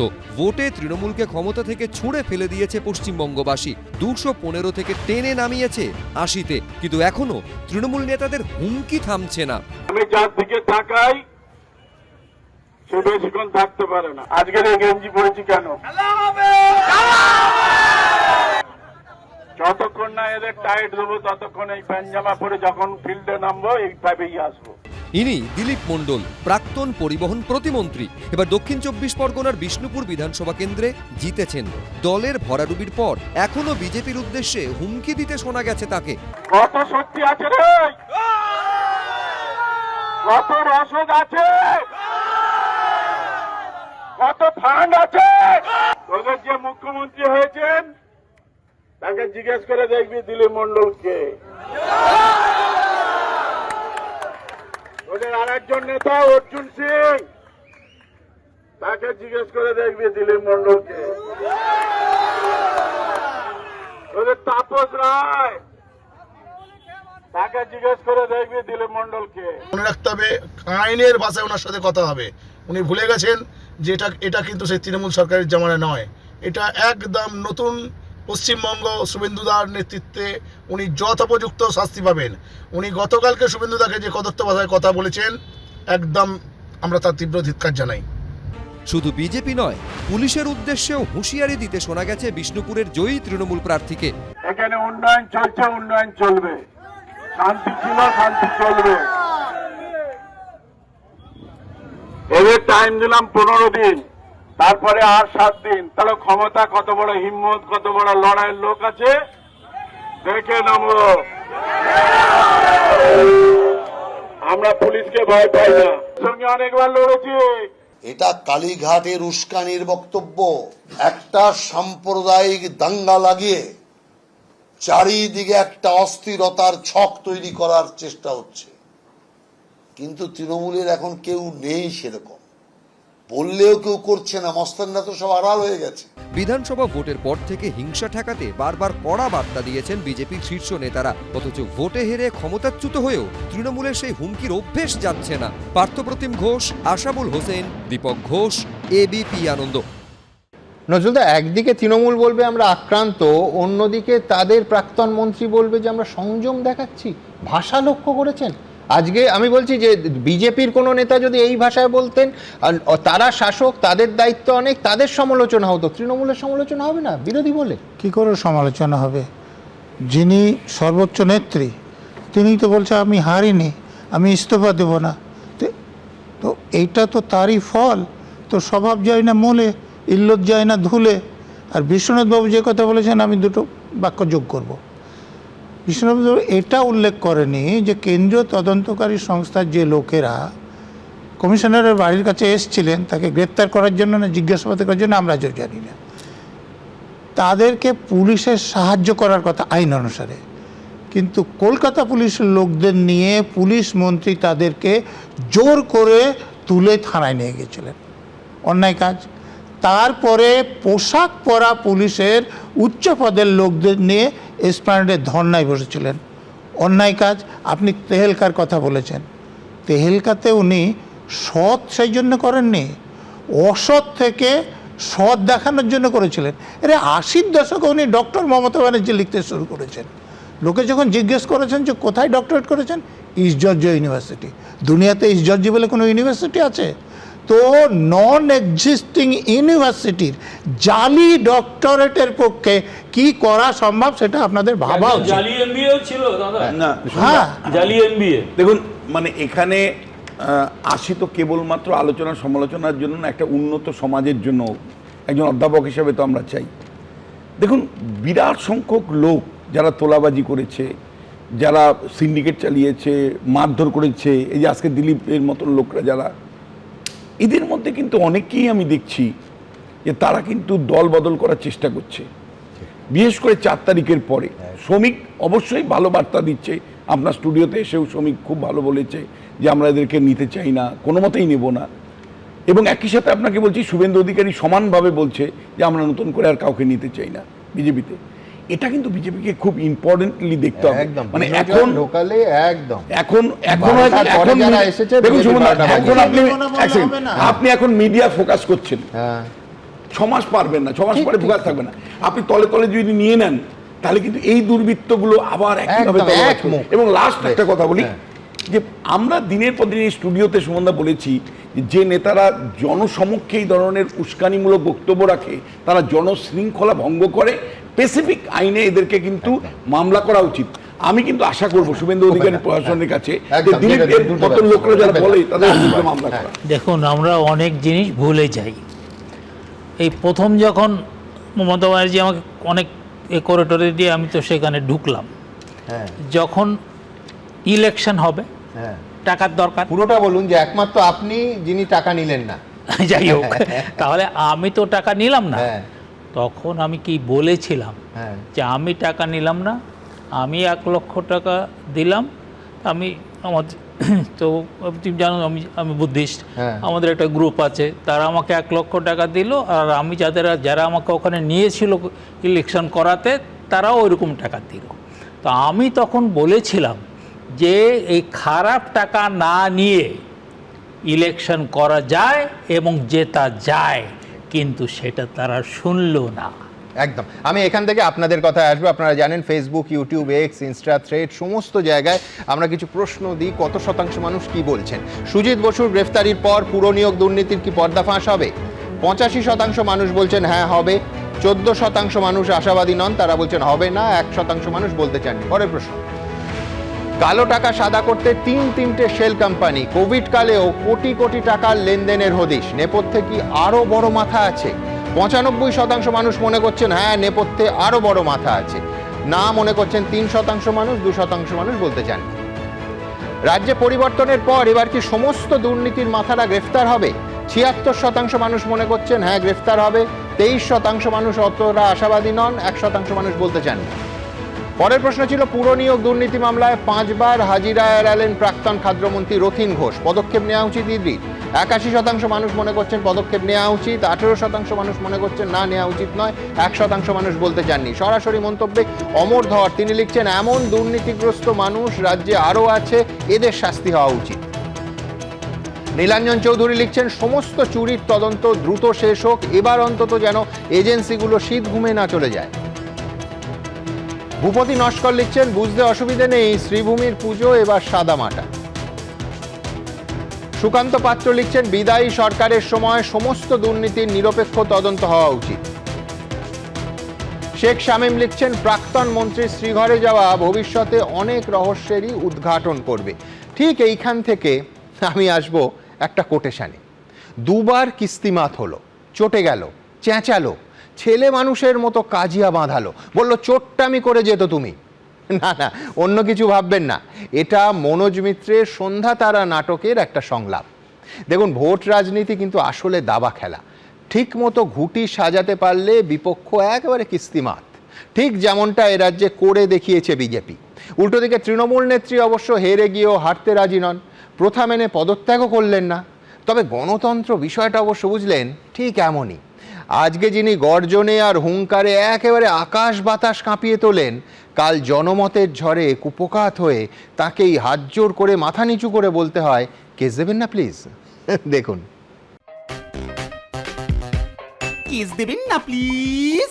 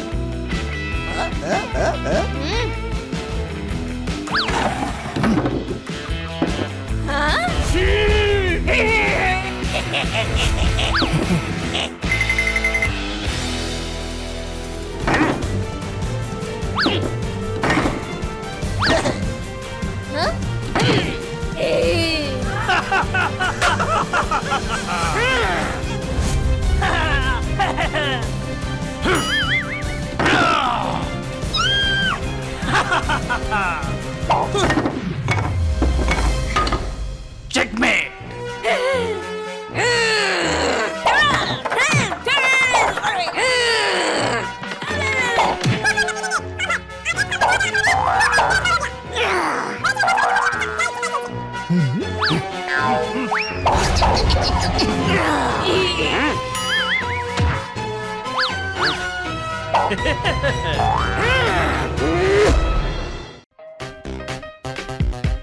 কেস দেবেন না প্লিজ।